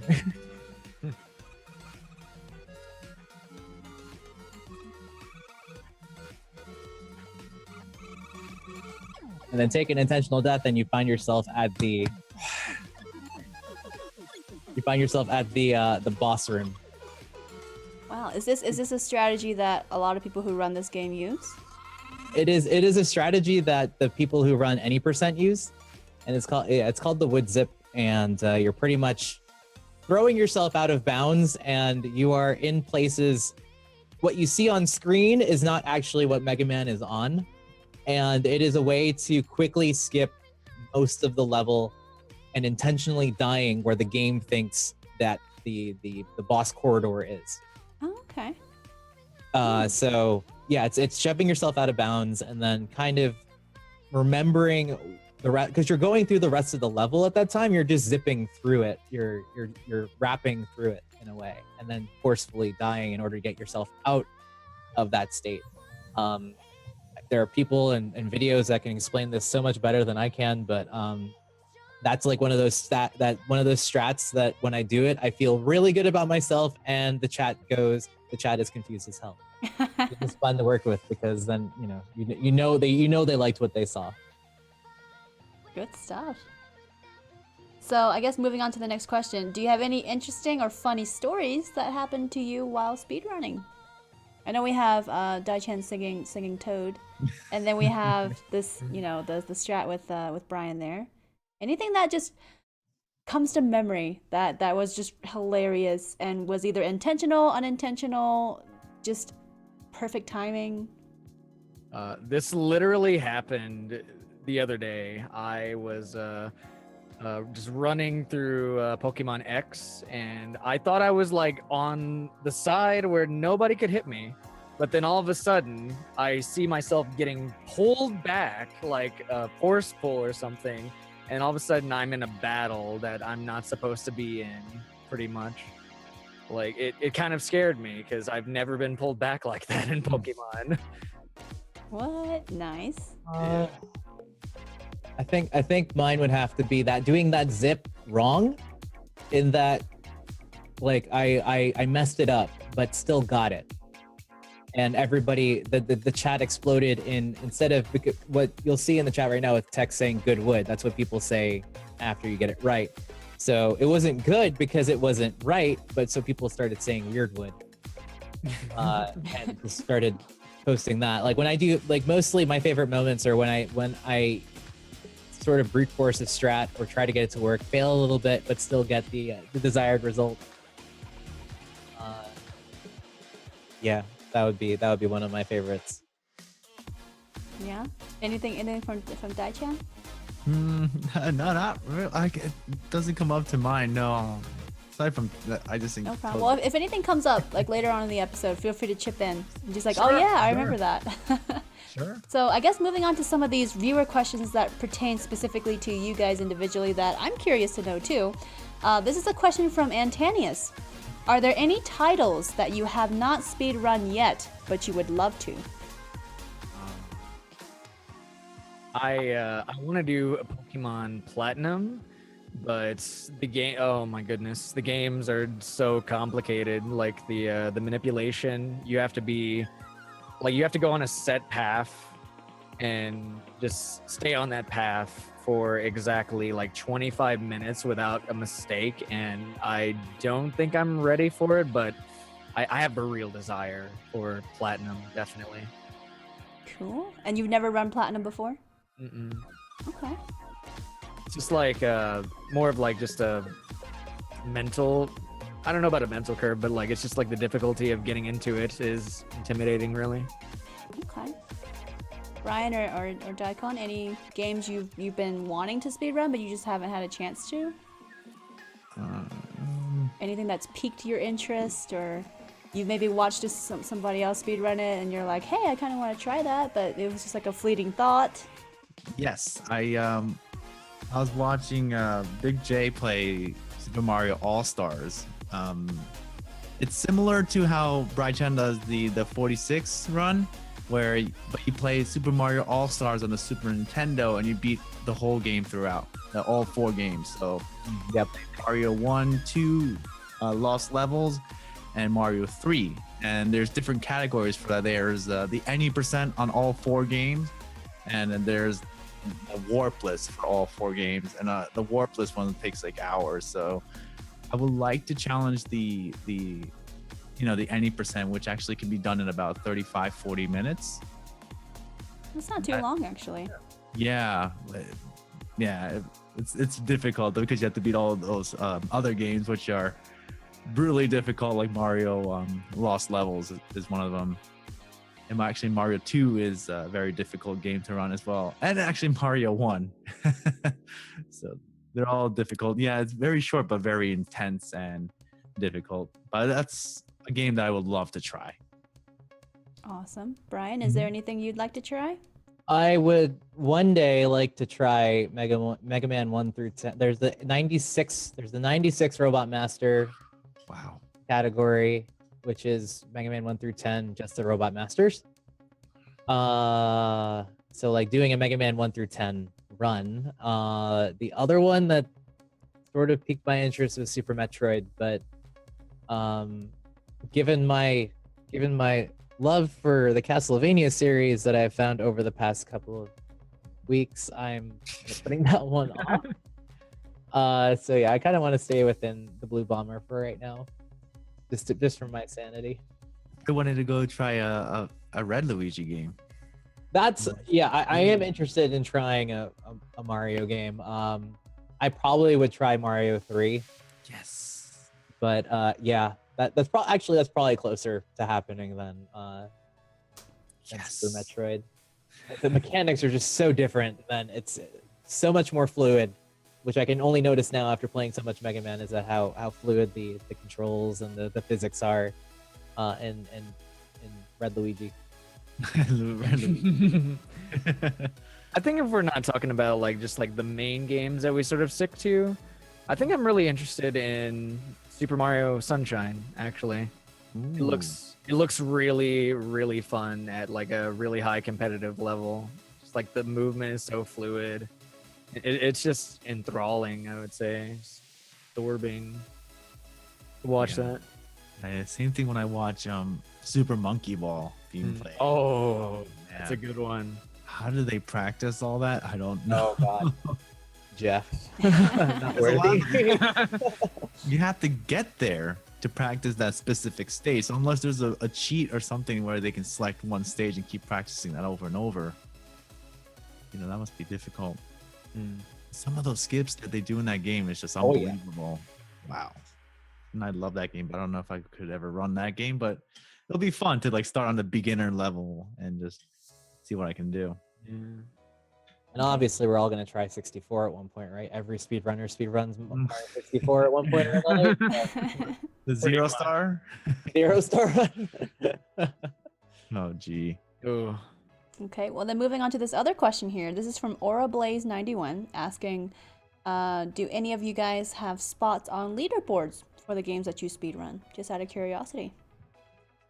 Yep. Yeah?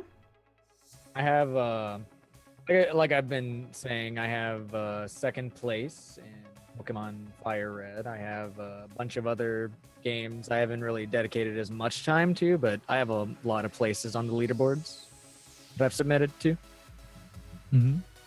Oh wow, I've changed. I fell a couple places. I was as high as 13th on the Mega Man 2 zip list boards. Mega Man 1 through 6, the 46 Robot Masters, I'm in the top 20. And then I was in the top 10 in Mighty Number 9 before everybody else started running it. So, but yeah, I'm on the leaderboards in contention for a lot of these, at least top 10. Yeah, I'm on the board on speedrun.com, Super Mario 3, any percent warpless. I'm currently ranked 40. I'm in a clump of people that are around that 102, 103. And hopefully I can get to below 1 hour, which puts me at 35. Nice. It's still being on a leaderboard. Doesn't matter where it is, right? Yeah, oh So yeah. I think it's a huge accomplishment still to be proud of, for sure. Definitely. So I guess moving to this next question here. This is still under speedrunning and you, so we are asking a little bit of specific individual questions. But since you guys are streamers as well, this is from Kip. Have you ever had any issues delivering commentary during the stream, considering you're practically playing the same game every single stream, rather than having variation? I think I just casually talk about different things. Yeah. Like, I think whenever like a really bad point happens in a run, like whenever you make a mistake, you start losing time, that's when it gets harder for me to sort of perk up and talk to chats, just be me generally, I feel. Yeah. Mm-hmm. Other than that, like maybe just like really pressurized situations, and I'm just like, all right, guys, you know what? You do it for me. You hype it up. I'm gonna focus here, pretty much. I think that's a good point to get your chat involved in something you have to focus on, right? Just to get them hyped up, spamming some emotes, that kind of thing. Mhm. So I've Fun. definitely seen that hanging out in your chat. Getting people ready for specific things, like say like the woodman zip, like that's such a hard, and like it's a very, you have to focus during that Mhm. phase, that people will kind of like hype it up, like good wood time, everybody cross your fingers kind of things like that. Other than that, like commentary wise, it really only comes if people ask questions like, what the hell did you just do? Then you can talk about it. Reactive rather than proactive, I think, is probably best, so you don't wear yourself out. Mhm. You're not a GDQ. You don't have to do like assume the role. Awesome. So then I guess moving to this next question, this is actually from Zeratul asking, what's your favorite game to watch people play as a speedrun, or to watch people speedrun rather, when you're not speedrunning yourself? Mega Man X, bar none. Mega Man X is my favorite. Yeah. Wait, what was the question?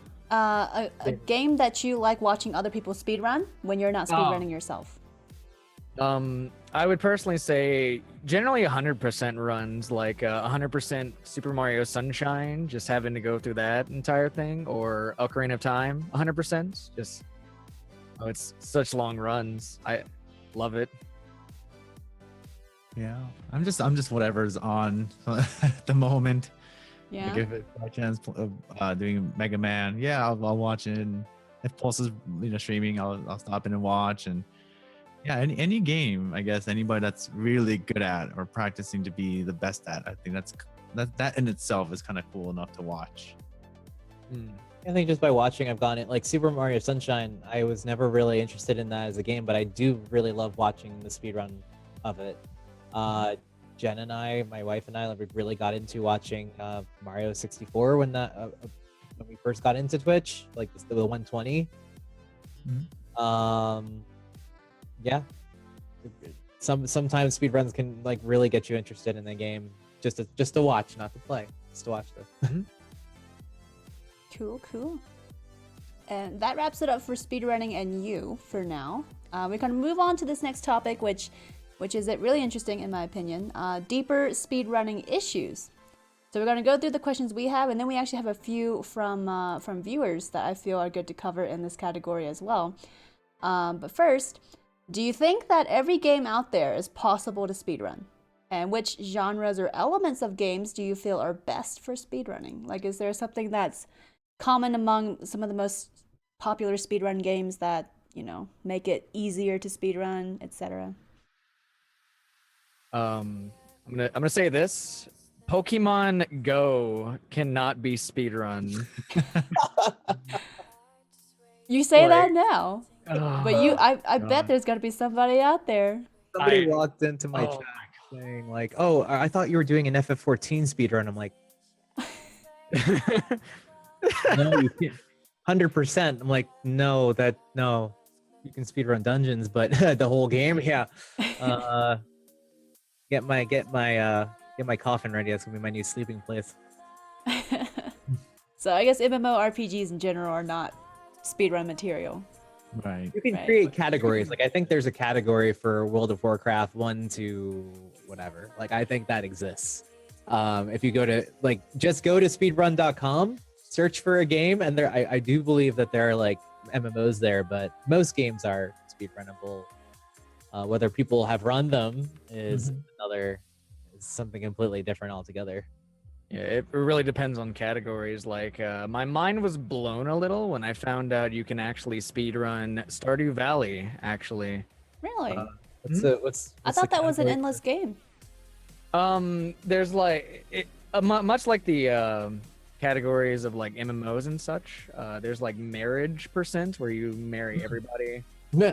A thing called bundles percent. Marriage percent. I love it.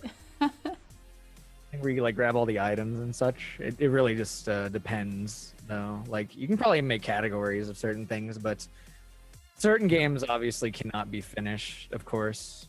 Oh, there is. Wow, there is. There is a bundles all classroom, pantry, fish tank, marriage percent, and miscellaneous mines percent. Well, I mean, Wolfseeker's asking, couldn't you do a complete Pokédex and Pokemon Go run? But I feel like that's difficult because about the some Pokemon in Pokemon Go are reportedly region locked. So you would have to legit travel to that region, like to Australia, right? To get, what was it? Kangaskhan? Is that his name? The Pokemon? I forget. Yeah. I think it's only in the Oceania region, if I'm not mistaken. So I don't know. It could be a thing, but I feel like it's a lot more difficult. I don't think you'd have a lot of people in that category. You never know. I mean, you could be like the first one to do it, and then nobody would bother because it's too much effort, and you just be the world record holder. You know? Yeah. Right? That I would say that'd be a lot like what's the game? Animal Crossing, 100%. Which Oh, is God. like, oh man. Chance did that. That was a I think, 51 hour run. Yeah, the very first Yeah, run I it's- think was like 70 hours, and they literally had to take a nap in between things. And let the timer go. Yeah, apparently Yeah. like half of that speed run is just inputting codes with a GameCube controller, and I'm like, I am so sorry. But yeah, I watched part of that run, and I was just, I cannot believe that's a thing. 100% Animal Crossing. Interesting. See, for me, I always thought that for games that people speedrun, that they're basically games that had like bosses you had to defeat, or just something that had a very solid defined start and end. And I never thought of stuff like MMOs having speedrun elements, or like I guess it's not restricted in that sense. But it's very interesting to know that. So if anybody out there, I mean, you can definitely look it up and see if the game you're interested in even has a speedrun element to it. But you're not restricted to just that specific genre of games. As we've discovered here in our chat, Stardew Valley has speedrunning, which I thought was an endless game. So very interesting to know. And the categories too. There might be a game that you might not want to play throughout like that one category, but for another category you might want to try out. Yeah, you could also experiment, like make your own category, and maybe it'll catch on as well. True. True. Very good points. So moving on then, this is again under deeper speedrunning issues. Do you think that speedrunning is a form of cheating? I know you guys are speedrunners, but like it's obviously something that I guess it goes under the same question we have here from Frankie Tank or Frankie Tanky asking, what is the biggest misconception that non-speedrunning gamers have about the speedrun community? And they could be the idea that they consider speedrunning cheating, quote unquote. I think it's like people are a little bit ignorant on the subject of glitches, I would say. They sort of consider that to be cheating.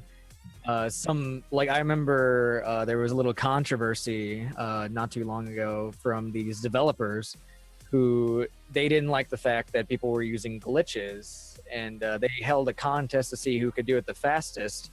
And a lot of people who use glitches, they basically straight up told them, no, we're not accepting your run. So it really depends on like the just point of view, really, and like what the game holds, and glitches obviously. Yeah, like there's a cheat in Mega Man 3 where you plug in a second controller and all of a sudden you can super jump. That's a cheat that you cannot use, that has been banned from being used in the game because you have to do something else outside of the game in order to get that thing to work. That's a cheat. I don't believe speedrunning in and of itself is cheating, especially when even when looking at glitched runs. It's a manipulation of it's just a manipulation of stuff that's within the game that has Right. baked with the game. It's not like a Limitations. game code or anything like that. It's not. Yeah, you're not doing anything external to affect the game.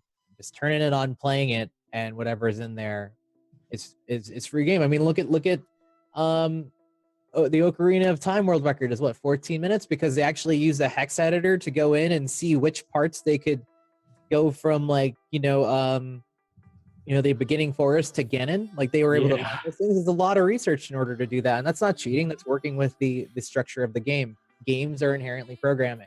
If you can break the code, that's not cheating. That's just manipulation. Yep. And you're practicing that to get to that place. Not like you said, you're not putting a code in and just getting there. You have to actually practice to get there. Yeah. A lot of methods with that. It's not just like entering a cheat code, like you said. Right. So I guess elaborating on this question, are there any other misconceptions that non-speedrunning gamers might have about the speedrun community? Anything that you can think of that maybe you've encountered, had to deal with, had to dispel as well as a misconception? The biggest I one haven't would be had the that. cheating thing. Like people would say hacks or you're cheating or something like that. And it's like you can't. It's a basic ignorance that you can't really prove to them otherwise unless they understood the basic tenets of what speedrunning is. Like you use what's given to you, and if they don't understand that, they're gonna think it's cheating. But that would be the number one. Other than that, I don't know about you guys. I can't really think of anything else. Yeah, I think we covered it. I think. Cool.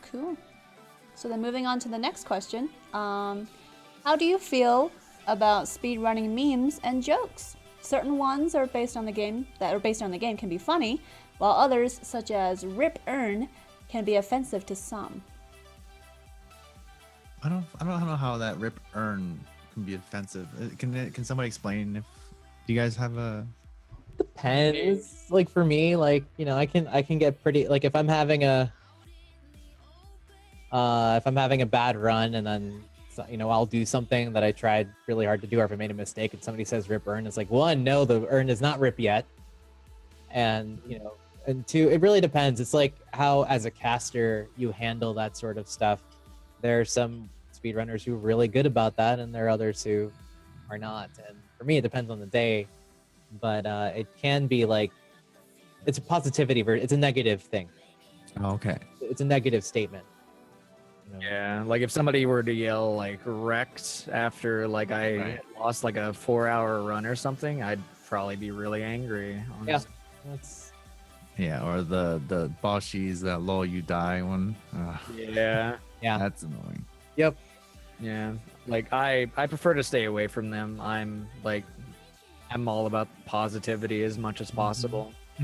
Yeah, I think Same. for those of us on the Chillest, our chat atmosphere and the usual environment we have in the streams, I think definitely affects whether or not you allow a more, I guess, trolly, atmosphere like that with stuff like the memes and the jokes and all that. And I think, for us in particular, we probably don't allow it as much, is my guess.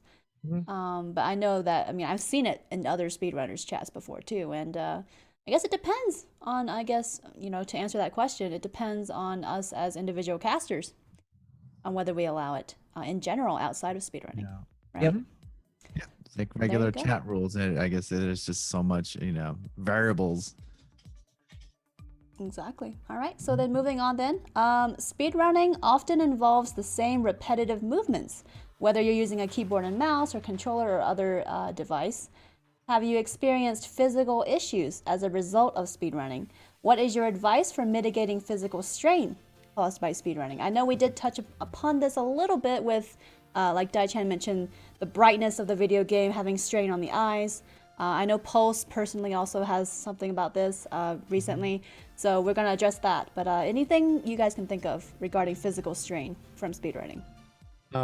Yeah, I would say me personally, I have to wear gloves now that are sort of made for arthritis, I think Mhm. and it's really helped me out quite a bit. But because I mash so much text as fast as I can, it's really affected my hands. Like I'll lock up. I've heard this issue with a lot of people that do things like Super Mario Sunshine 100%, or just like anything that involves like a lot of mashing generally. Because Mhm. yeah, I've mostly had just issues with like locking up my hands generally. Mhm. Yeah, or I even never like died in school, the though. D-pad, holding Yeah.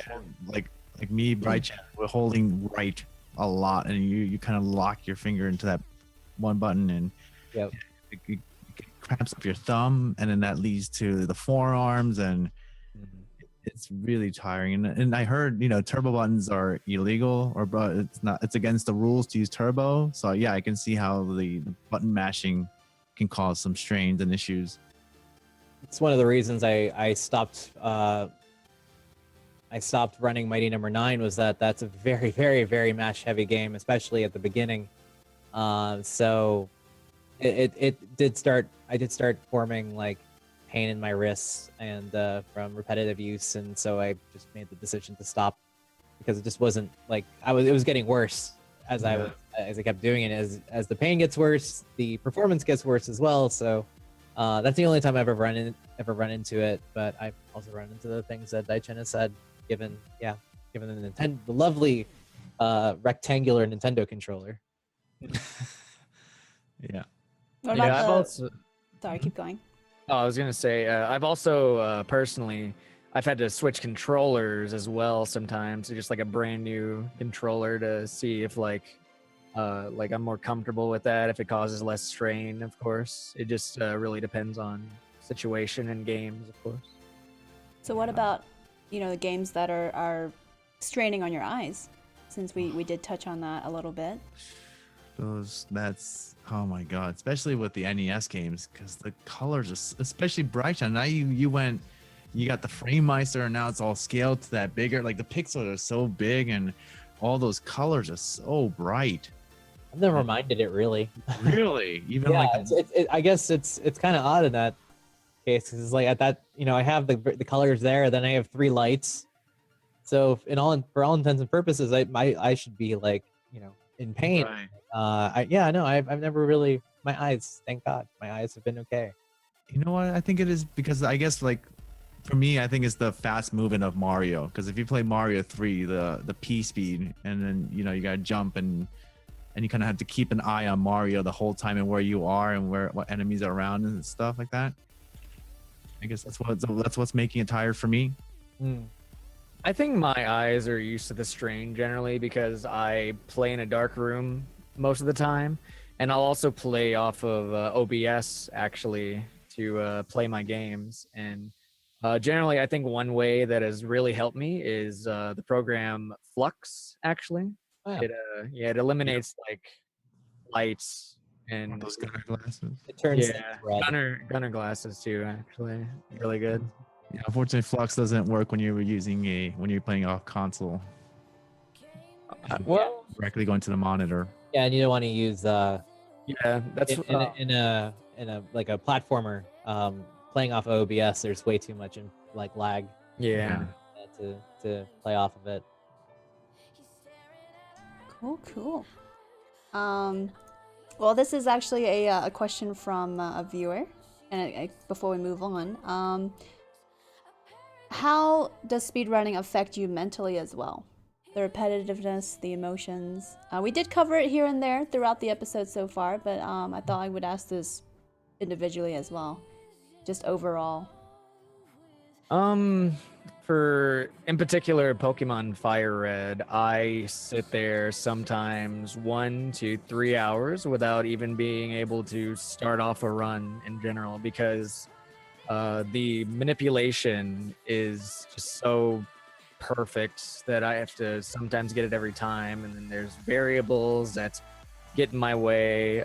Like I said, I've literally sat in the same exact location resetting for over 3 hours Yeah.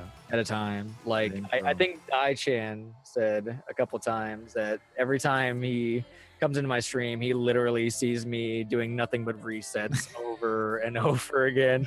And then all those texts too. Yeah, Oh man. it's rough. Yeah, I can Really see that. rough.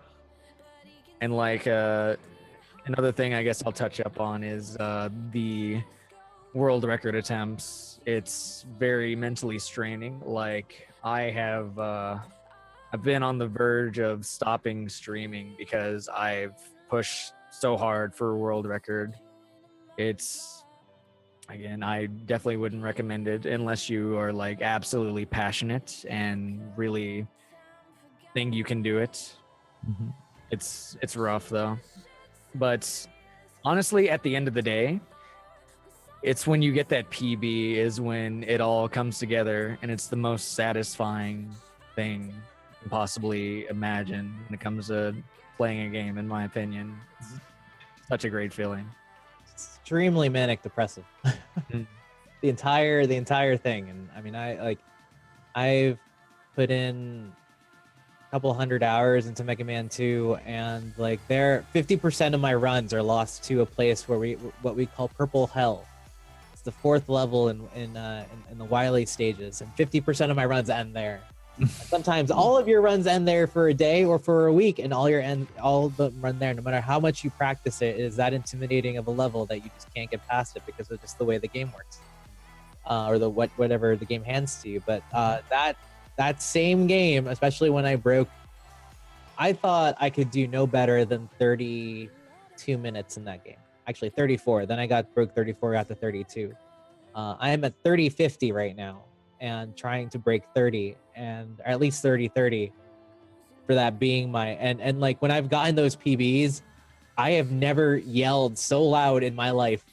Like when I have got, it's such a enormous sense of achievement, because you look at your old runs and you look at what you used to do, and you're kind of laughing at yourself because I'm like, I used to do that silly thing, and then you get that PB that you've been going for like a month, and then you get it, and then everything else is wiped clean, and then you try again, and you try again for that next goalpost. But yeah, it's definitely very depressing when you get a good run and then all of a sudden lose it at the end because you fall into spikes or you miss a jump or things like that, because it can all just turn on the head of a dime. Mm-hmm. It can happen the other way around, though. Sometimes you might have a bad run in the beginning, but then it turns out for the better at the end. Yep. And that's why a lot of people say don't get too attached to one run. Like I know from Mario, that's definitely the case where a lot of people reset if they do a warpless run. They reset if they die once before World 3, and because World 1 is very short. World 2 is very short too, but 3, if you die once, you have 2 Hammer Brothers, and you also have one spot where every turn, like every time you beat a stage or you die, there's a bridge that closes and opens. So if you die once, you kind of lost it. The bridge is open, you can't skip to the next level, so you restart. But especially in Mario 3 communities, they say don't get too attached on one run. Just because you died once in earlier levels, you shouldn't get too attached to it. Just keep on going, because it is a pretty long run. World record being 51 minutes. What a lot of people will say is that if they get a PB and they didn't do too well in one part of the run, you're like, well, that's free time save for me next time. Exactly. And those greens help. Yeah. Those greens are kind of take. It's like it still helps your mentality to know that you're under. You'll be under at a certain point in the run. Very good advice. So moving on to this next question. This is actually from a viewer from Super Scurry, asking, do you guys feel that there is a difference in running modern games versus retro games? And if so, does that create a split in the speedrunning community at all? For the Pokemon community, definitely. A lot of people are generally like more towards the older games in general, and they never really give the newer ones a chance, whether it be like the limitations of like their hardware and such. I think they generally like look down at the newer games as being too easy, too many cutscenes, too many just too different generally. And there's been a huge split, I would say, for Pokemon community personally. Any other responses? I think that's probably the best best you'll get within Yeah. within a game series. I've watched modern games being speedrun, and it's just different. I think the reason I don't speedrun modern games is the fact that they are so dependent on out of bounds and so dependent on glitches like that. And if you play them, that's one extreme. If you play them normally, then they're really long runs. Right. So yeah, I remember like watching GDQ, a couple of like AGDQ looking for something to run, and all of the modern games are very based off the fact that I'm like, oh, I'll do this little thing, and then look, oh, I'm outside the map. I'm like, that's great, but it's not fun for me. So it's a mental disconnect between myself running retro games and somebody that runs modern. But yeah, other than that. So is the split mostly probably in games that have a long history, lots of series, just probably like Pokemon, for instance, and not so much between different games per se? I guess there is there is a split in Mega Man. There's a split between the original Mega Man runners and the people who run Mega Man X, Right. because they're very different when it comes to mechanics. The X games are so much more mechanic heavy. So much more precise movement, whereas the original games require that precise movement, but at specific points. It's like, say, Mega Man X, like the world record's 35 minutes, but if you're doing really well if you hit the 45 mark. So to get from 45 to 35 requires like so much training to get to that point, whereas like getting 2 minutes in the original Mega Man is just as hard, but probably not as tiring to get as in the X series. So does it split the community? No, we have a lot of people in the X community that run both, or in the Mega Man community that run both, and then you have the people that run Battle Network and those other ones which are more RPG like, and there's not as much overlap there. But the main platforming ones, it's really kind of like one larger community, with X being the one that most people like to watch. Yeah, I guess that works the same way with Mario as well. Like you can tell where you kind of see the similar names when it comes to the 2D Mario, the runners, but then you won't see those names when it comes to the 3D Marios. So if that is like 64 or Sunshine or Galaxy series, yeah, usually the 2D runners, I guess there's that split, the 2D, 3D, where the 2D runners usually stick to the 2D ones and don't really venture out into the 3D ones, even though the mechanics within the 2D ones are slightly different per game, especially with Mario. They tend to kind of reside in that 2D area, and then the 3D ones kind of specialize in 3D. That's sort of the split I've been seeing. Very interesting. Cool. Thank you for that question, by the way. Super scary.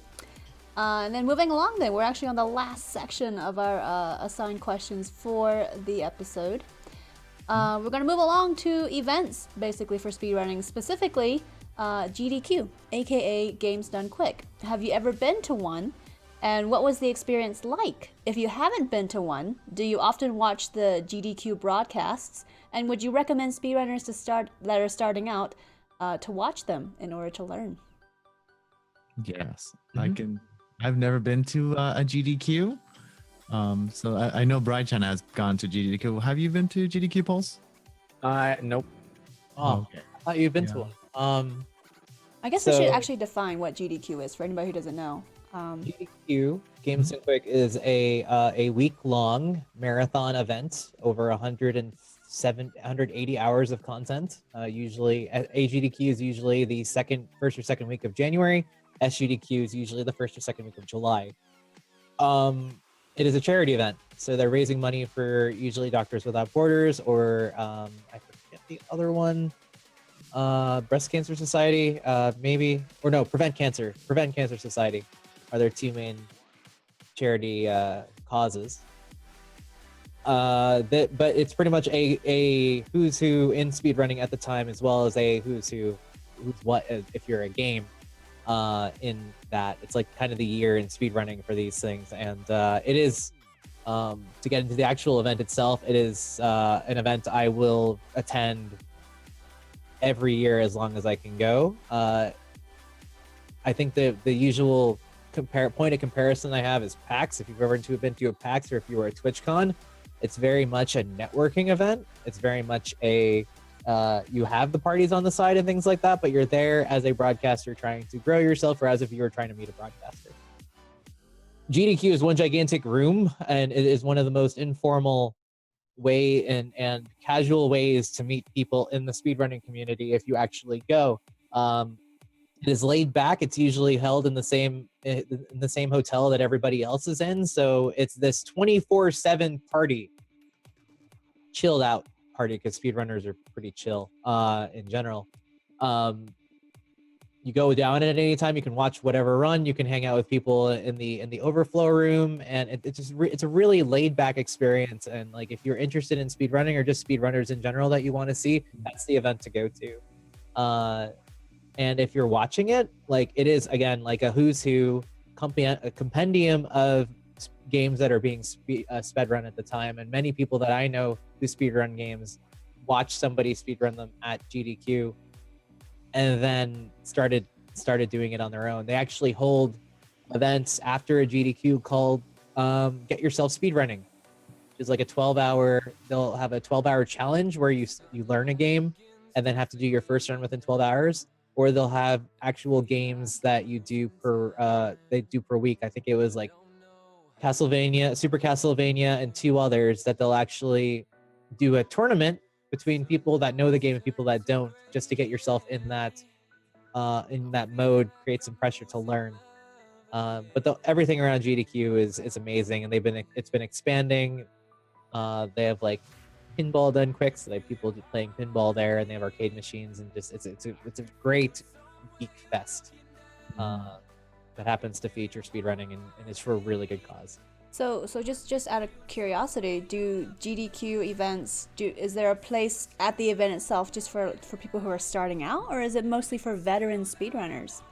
They have a room, where the practice room, where you can bring your own console or borrow from somebody else, and people will just sit there and practice, and you can just sit there and watch all these runs, and you can sit next to that person and ask them questions like, hey, like, anything you can want to know about a speed run. Sometimes they'll hold tournaments in these little rooms.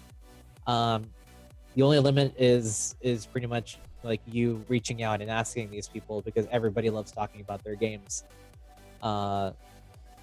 Yeah, it is definitely for people that have never, people who are simply viewers, people who are getting into speedrunning themselves, and for the veterans to just see, the people that they know and love and can only see 2 times or 3 times a year, if that. Okay, very cool. I wondered because I wasn't sure, like, I'm sure there's a lot of people out there thinking of starting, and they might want to attend an event, and they may be curious if there's a place for them if they actually go, what they can do there, things like that. So very cool to know. I highly recommend people watching the GDQ broadcasts, because it's everybody that's involved. Like, if somebody's running, they usually have somebody next to them sitting or behind them that's explaining what's happening on the screen. And even if you're not a runner, you can watch it and kind of appreciate what goes on and how much information they know about that one game. It's really, really interesting to watch. Yeah, it brings a lot of awareness, basically, and like possibly what could be speedrun, what's people generally speedrun, and like sort of what's like fun to watch in general, I would say. We have a question here specifically for Brian. Your best experience at a GDQ, just since you've been there. Physically. My favorite experience would probably be being in the room, being in the speedrun room or the streaming room when the first Tetris Grandmaster exhibition happened. The energy in that room when we were able to see what like Kevin DDR and all these other people were able to do with Tetris the Grandmaster, which is, if you haven't heard of it, an arcade version of Tetris that is Tetris on steroids and out to kill you. Yeah. So it's one of the hardest Tetrises out there. But just seeing people do that and seeing just the being there with the energy of people in the room just cheering for this was just, I can't, there's nothing like it unless you're, say, at an esports event. But that was like kind of like the esports moment for GDQ that year, or being there when you're, during the Metroid run, the Super Metroid races that happen, killing the animals, saving the animals, like the amount of the energy is palpable. And at the same time, just being able to sit at the bar in St. Paul in the hotel and just have people that you've seen, that you've watched come in and sharing a beer with them. And getting to know them, making new friendships. That would be the other side, the non-hype side, the chill side of it. I've made some really, really amazing friendships because of GDQ, just happening to sit there. And because you're all in the same hotel, it just creates that environment for these kind of interactions to happen. Whereas like at a PAX or a TwitchCon, everybody's separate and you kind of go with who you know. The serendipity doesn't really show itself as much at those places as it does at a GDQ. So if you can go, I would highly recommend it. Very Highly cool. recommend it. Very cool. Thank you for sharing that. That's really cool to hear. So I guess moving along then, are there any other events other than GDQ that you feel speedrunners should look into if they're just starting out? Or is GDQ kind of like the main? There are a lot of events that are under the radar. I mean, Smash the Record just happened. It was a kind of a Super Smash Brothers / speedrunning event. There's like, if you're in Europe, there are speedrunning events in Europe. A couple of people I know that have done those. Speedrunning events in general are becoming more and more prevalent and frequent because it is a great way to raise money for charity. It's proven in a great way too. GDQ is obviously the holy grail for a lot of speedrunners, including myself. We tried to get into AGDQ with the Mega Man 2 zipless race. Couldn't get into it because they had it last year, but we want to get into it for SGDQ. But if there are other events that we're asked to go into and things like that, depending on the game you run, then yeah, there are definitely other events. You just have to investigate, see what the community says about it. Cool. Then moving on then, whether you speedrun frequently or casually, what are some future goals you have for yourself in terms of developing as a speedrunner? This is for everybody. I know Dai-chan wants to get under sub 1 hour. That's his goal, I know for sure. I believe. Totally. Yeah, I want world record for Fire Red. Like, I love the game. I have such a passion for it. I have done 4,125 resets, and you better believe I'm gonna keep going for it. I want it. I really, really do. You will. You'll get And there. I also really want to like put more speed runs under my belt, like not just Pokemon, like, but I think Mario and such. But yeah, world record is definitely what I strive for the most, I would say. Yeah. We believe. You've got us on the team. We believe in you. We believe, man. Brian, do you have any other goals? Yeah, I eventually want to get every Mega Man game under 40 minutes. I want to be able to complete every original Mega Man game in under 40 minutes. I want to add the X series under my belt, but that hurts my fingers like nothing else. The way people claw, like they have like a claw grip on the controller.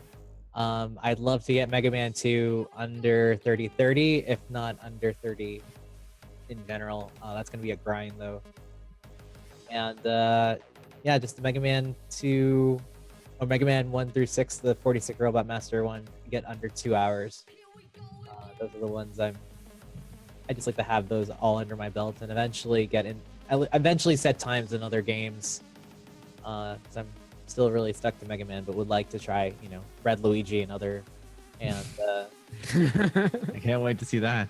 and female Luigi, and I'm just making them up now. Super Metroid and some other ones as well. Oh man, Super Metroid would be a tough one with all those wall jumps. I heard the wall jumps in I Super can't Metroid. even. Couldn't even do one. I was raging so hard on that, even just on casual play. So Wow. we have a question here that I totally forgot from Zeratul. I don't know how many of you guys have tournament experience in terms of competing in speedruns, but what's the best way to keep yourself psyched up for a speedrun tournament? Are there specific things you do that help? I know Brian's competed in an active Yeah. tournament. One. It, I don't know about tournaments, but races. Personally, that's like the closest I would say.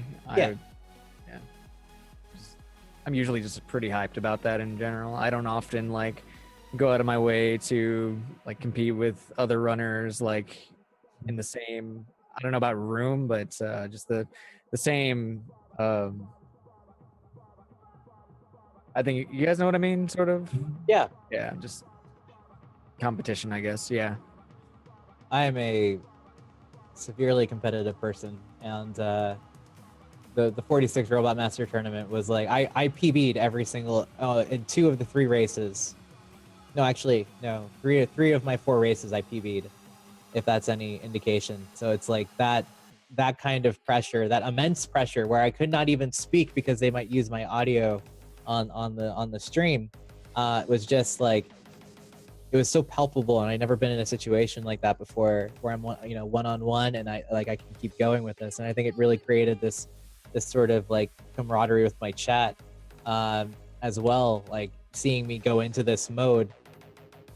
But yeah, it's how do you keep yourself psyched? I think it's just the race, the fun, the competitive nature that or your competitive nature that makes it fun for you. There you go. We have a couple more questions here. One is from Kip. What is personally the most beautiful moment and the most heartbreaking moment in your speedrunning career? Just to memory. Just a really awesome accomplishment one day, or getting a really, really close run and you didn't quite make it and it was just huge but still worth it, etc. I think the most fulfilling one for me was getting second place in Fire Red. I couldn't speak afterwards. I couldn't hold it in. I was so happy. I cried. I'm not even gonna lie. I cried. Do you remember when that happened? Was it this year, or it was this year, right? Yeah. Probably pinpoint a date. About a month ago. I was like, It's a VOD? Highlight? Apparently a month ago. I thought Oh, it was like a little nice. bit later than that. But before that, I think the most heartbreaking moments was when I almost reached that point with an even better time, like the best run I have ever had in my life, one in a million runs. Oh no. I lost it on the very last one of the last people you fight, and I had to end stream. I couldn't go on at all that day. It was rough, but again, we got it. We eventually got it. That is awesome and very well deserved, very well earned. Brian or Daikon, any moments you can remember that just really stick out to you in your time speedrunning? Just gave my last PV. Yeah. Yeah. me, my best one would probably be when I got sub 31 in Mega Man, and I promptly ripped headphone users everywhere. I couldn't even make a clip of that because like I clipped my well compressed mic. That's how loud I yelled. I was just like completely, I just felt like I felt like my Avalon power remote. That's the closest I've ever felt to that, and I improved on it a bit, but that was like breaking that, getting under by, I think I got under 31. I think it was a 30:58. So like just trying to beat Wily and watching the clock count down and getting ready to split and then actually doing it. And yeah, it was amazing. My worst moment would probably be during the tournament, and the people that have watched the tournament will know this one. I was in my second race, and I was 8 or 9 minutes into Mega Man 1, the first game of the series. And I have there's this thing on for save states where if you press select and B, you load a save state. Select in Mega Man pauses the game in a way that you can actually pause glitch and shoot enemies. I accidentally pressed select and B at the same time during a race. So the game reset on me because the save state that was loaded was the beginning of Mega Man 1, and I just sat there and I'm like, well, this isn't like any other time because I'm racing and the person is getting ahead of me. So I had to quickly like regain my composure, start through that again, and like the entire run just felt crappy because I still eventually won because of the later games I had. I was better than my opponent at, but just resetting 9 minutes in and just having to live with that and be like you're so behind for like at least 2 or 3 games was just absolutely devastating. And that moment led to other people making sure they turned off quick load, save state quick load, so they wouldn't Avalon themselves during a run. That just reminds me of I the left some kind of legacy in that tournament, but yeah. Reminds me of the semicolon thing. Yeah, it's very. Yeah. It follows me around. Aww. Very cool. Thank you for sharing those stories. We have 2 more questions, basically. So this one is from Zeratol, the last viewer question we have. Do you think that as new games come around and get developed, that speedrunning will fade off due to just better coding, just more modern games? Or do you think speedrunning will continue as a sport well into the future? They're always finding new glitches, even on the older games. Like, was it Mario? They just, Darbian just beat the world record for Mario. Was it a couple weeks ago? Yeah. By one frame. They found a glitch where you could just prevent the flag from coming down. Yeah. And the game is as old as as old or older than Daichan and I. 31 years old now. 31 years old. 85. Yeah, so, and they're still finding things for it. As for newer games, the fact of the matter is that as long as games are coming out with 1 or 2 year development periods, they're going to be oversights, and people love to break modern games. Yeah. They will break them. There's never going to be the more you tell somebody, especially a programmer, that something can't be broken, the more they'll want to break it. So if anything, the glitches just get more and more hilarious. Like, I guess a good example of that, like in Skyrim, when the face disappearing glitch, and things like that. So there's stuff like that just happen because of a series of actions, or then there are things that people can take advantage of in a speed run, and I think that'll always happen. Very cool. Well, there we go. And then we have one last question to wrap things up. What is one last piece of advice that you would like for starting speedrunners to walk away with from this podcast episode? Just summarize it all in one thing. Just, if you get nothing else from this episode, remember this. Have fun. Have fun with the game. Like, find a game that you absolutely love to play and have fun with it.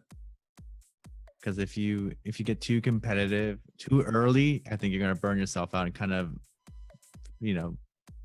it's kind of get you down, I think. So I think have fun with it and just keep on try to be your best. Like Brighton said, it's like you're your own competition, and try not to look at others. It might discourage you, so just keep going at it, keep practicing, be the best that you can be, and just have fun. Brian, Pulse, anything to add? I would say don't be afraid to start. Don't be afraid to pause it, take a break, and don't be afraid to start something new. Like, do what you can do and take that to the next level, because that's what speedrunning is all about. Very good. And Brian? Speedrunning is inherently a story of personal growth, and there's no better story to write than that. Especially like speedrunning can all be about yourself. I want to play this game. I want to play it faster. I want to get good. See how good I can get at it. You never have to post something on the leaderboards. You never have to make it official. It's just, as Dai-chan said, like, it is you in the game, and how willing are you to take? How far are you willing to take that? It's definitely what makes it fun and why I keep coming back to it, despite everything else that changes. Sweet. Well, that wraps it up here for the episode tonight. We did speedrunning basics and strategies tonight for anybody curious. If you're curious who was on the episode, we have this convenient command, ! Podcast in chat. Follow all of us. We're not the only ones on the Chillest, but check all of us out. We're going to go through and do one last round of self-introductions in case you don't know. But at the very least, follow everybody on the team. Very much worth your time. We actually have more speedrunners on the team. We just couldn't get everybody on tonight. But here we go. Back to brief self-introductions. We're going to start again with official Daikon and go clockwise. All right, guys. Thank you so much for coming out. My name was Official Daikon, Dai-chan on chat. I'm a variety cast of retro games, so anywhere from NES all the way to Wii U. I do specialize more in Nintendo rather than the other consoles, but I am getting a Sony PlayStation that should be set to streams very soon. I do dabble with some speedrunning, mostly Mario games, either Mario 1 or Mario 3. And I'm an audio enthusiast, so I do like my audio things, and I eventually want to get into more video vlogging. Actually, that's been inspired by Bri-chan as well. So yeah, thanks for coming out, guys. Awesome. And then I'm next. I am Snowlit, the creator of the Chillest. I am not a speedrunner yet, apparently. But I am a variety broadcaster focusing more on action/adventure, story-driven RPG type games. I stream 6 days a week. I do it full time. And yeah, that's about it for me. Next is Brian. I'm Brian /Avalon Star. You can call me Brian Avalon. Doesn't matter. I stream weekdays during the day. So if you need somebody like Jeremy out there who puts me on, introduces me to his coworkers every day, you can do that. I am there with FF14 and speedrunning, mostly FF14 these days because we're growing a guild from the ground up, which has been a extremely fulfilling and as fulfilling a speedrunning project to lead. I speedrun Mega Man mostly, Mega Man 1 through 6, the different Mega Mans, either combined in one run or separately for the full games. But yeah, thank you for coming out here. Thank you for your questions, and hope to see you soon in any of our casts. And then last but never least, Pulse Effects. I'm Pulse Effects. I am a Pokemon speedrunner. If you would like to generally maybe see just an RPG being broken down through just base mechanics, crazy movement, or just me screaming at wild Pokemon, I hope you'll consider stopping by. Currently focusing on the newer Pokemon games as of right now. Sun and Moon will be out very, very soon. You guys can expect me to play that. But other than that, maybe some world record attempts for Fire Red. We'll have to see in the future. Thank you guys for stopping by. Sounds Appreciate awesome. it. So that wraps it up. Thank you guys again so much for tuning in. And everybody who asked questions, you guys were awesome. Hopefully this helped you guys, whether you're starting out, whether you're a veteran speedrunner, or if you're just curious about the whole process. I hope this podcast episode was enjoyable for you. If you miss it, don't worry. This will be on YouTube as a VOD, as well as the past broadcast on Twitch. So thank you guys again for tuning out, and thank you guys for joining me on the podcast tonight and spending time with us. You guys are all fantastic. There you go. So guys, take care, have a wonderful night, and I will see you all later. Later. Bye.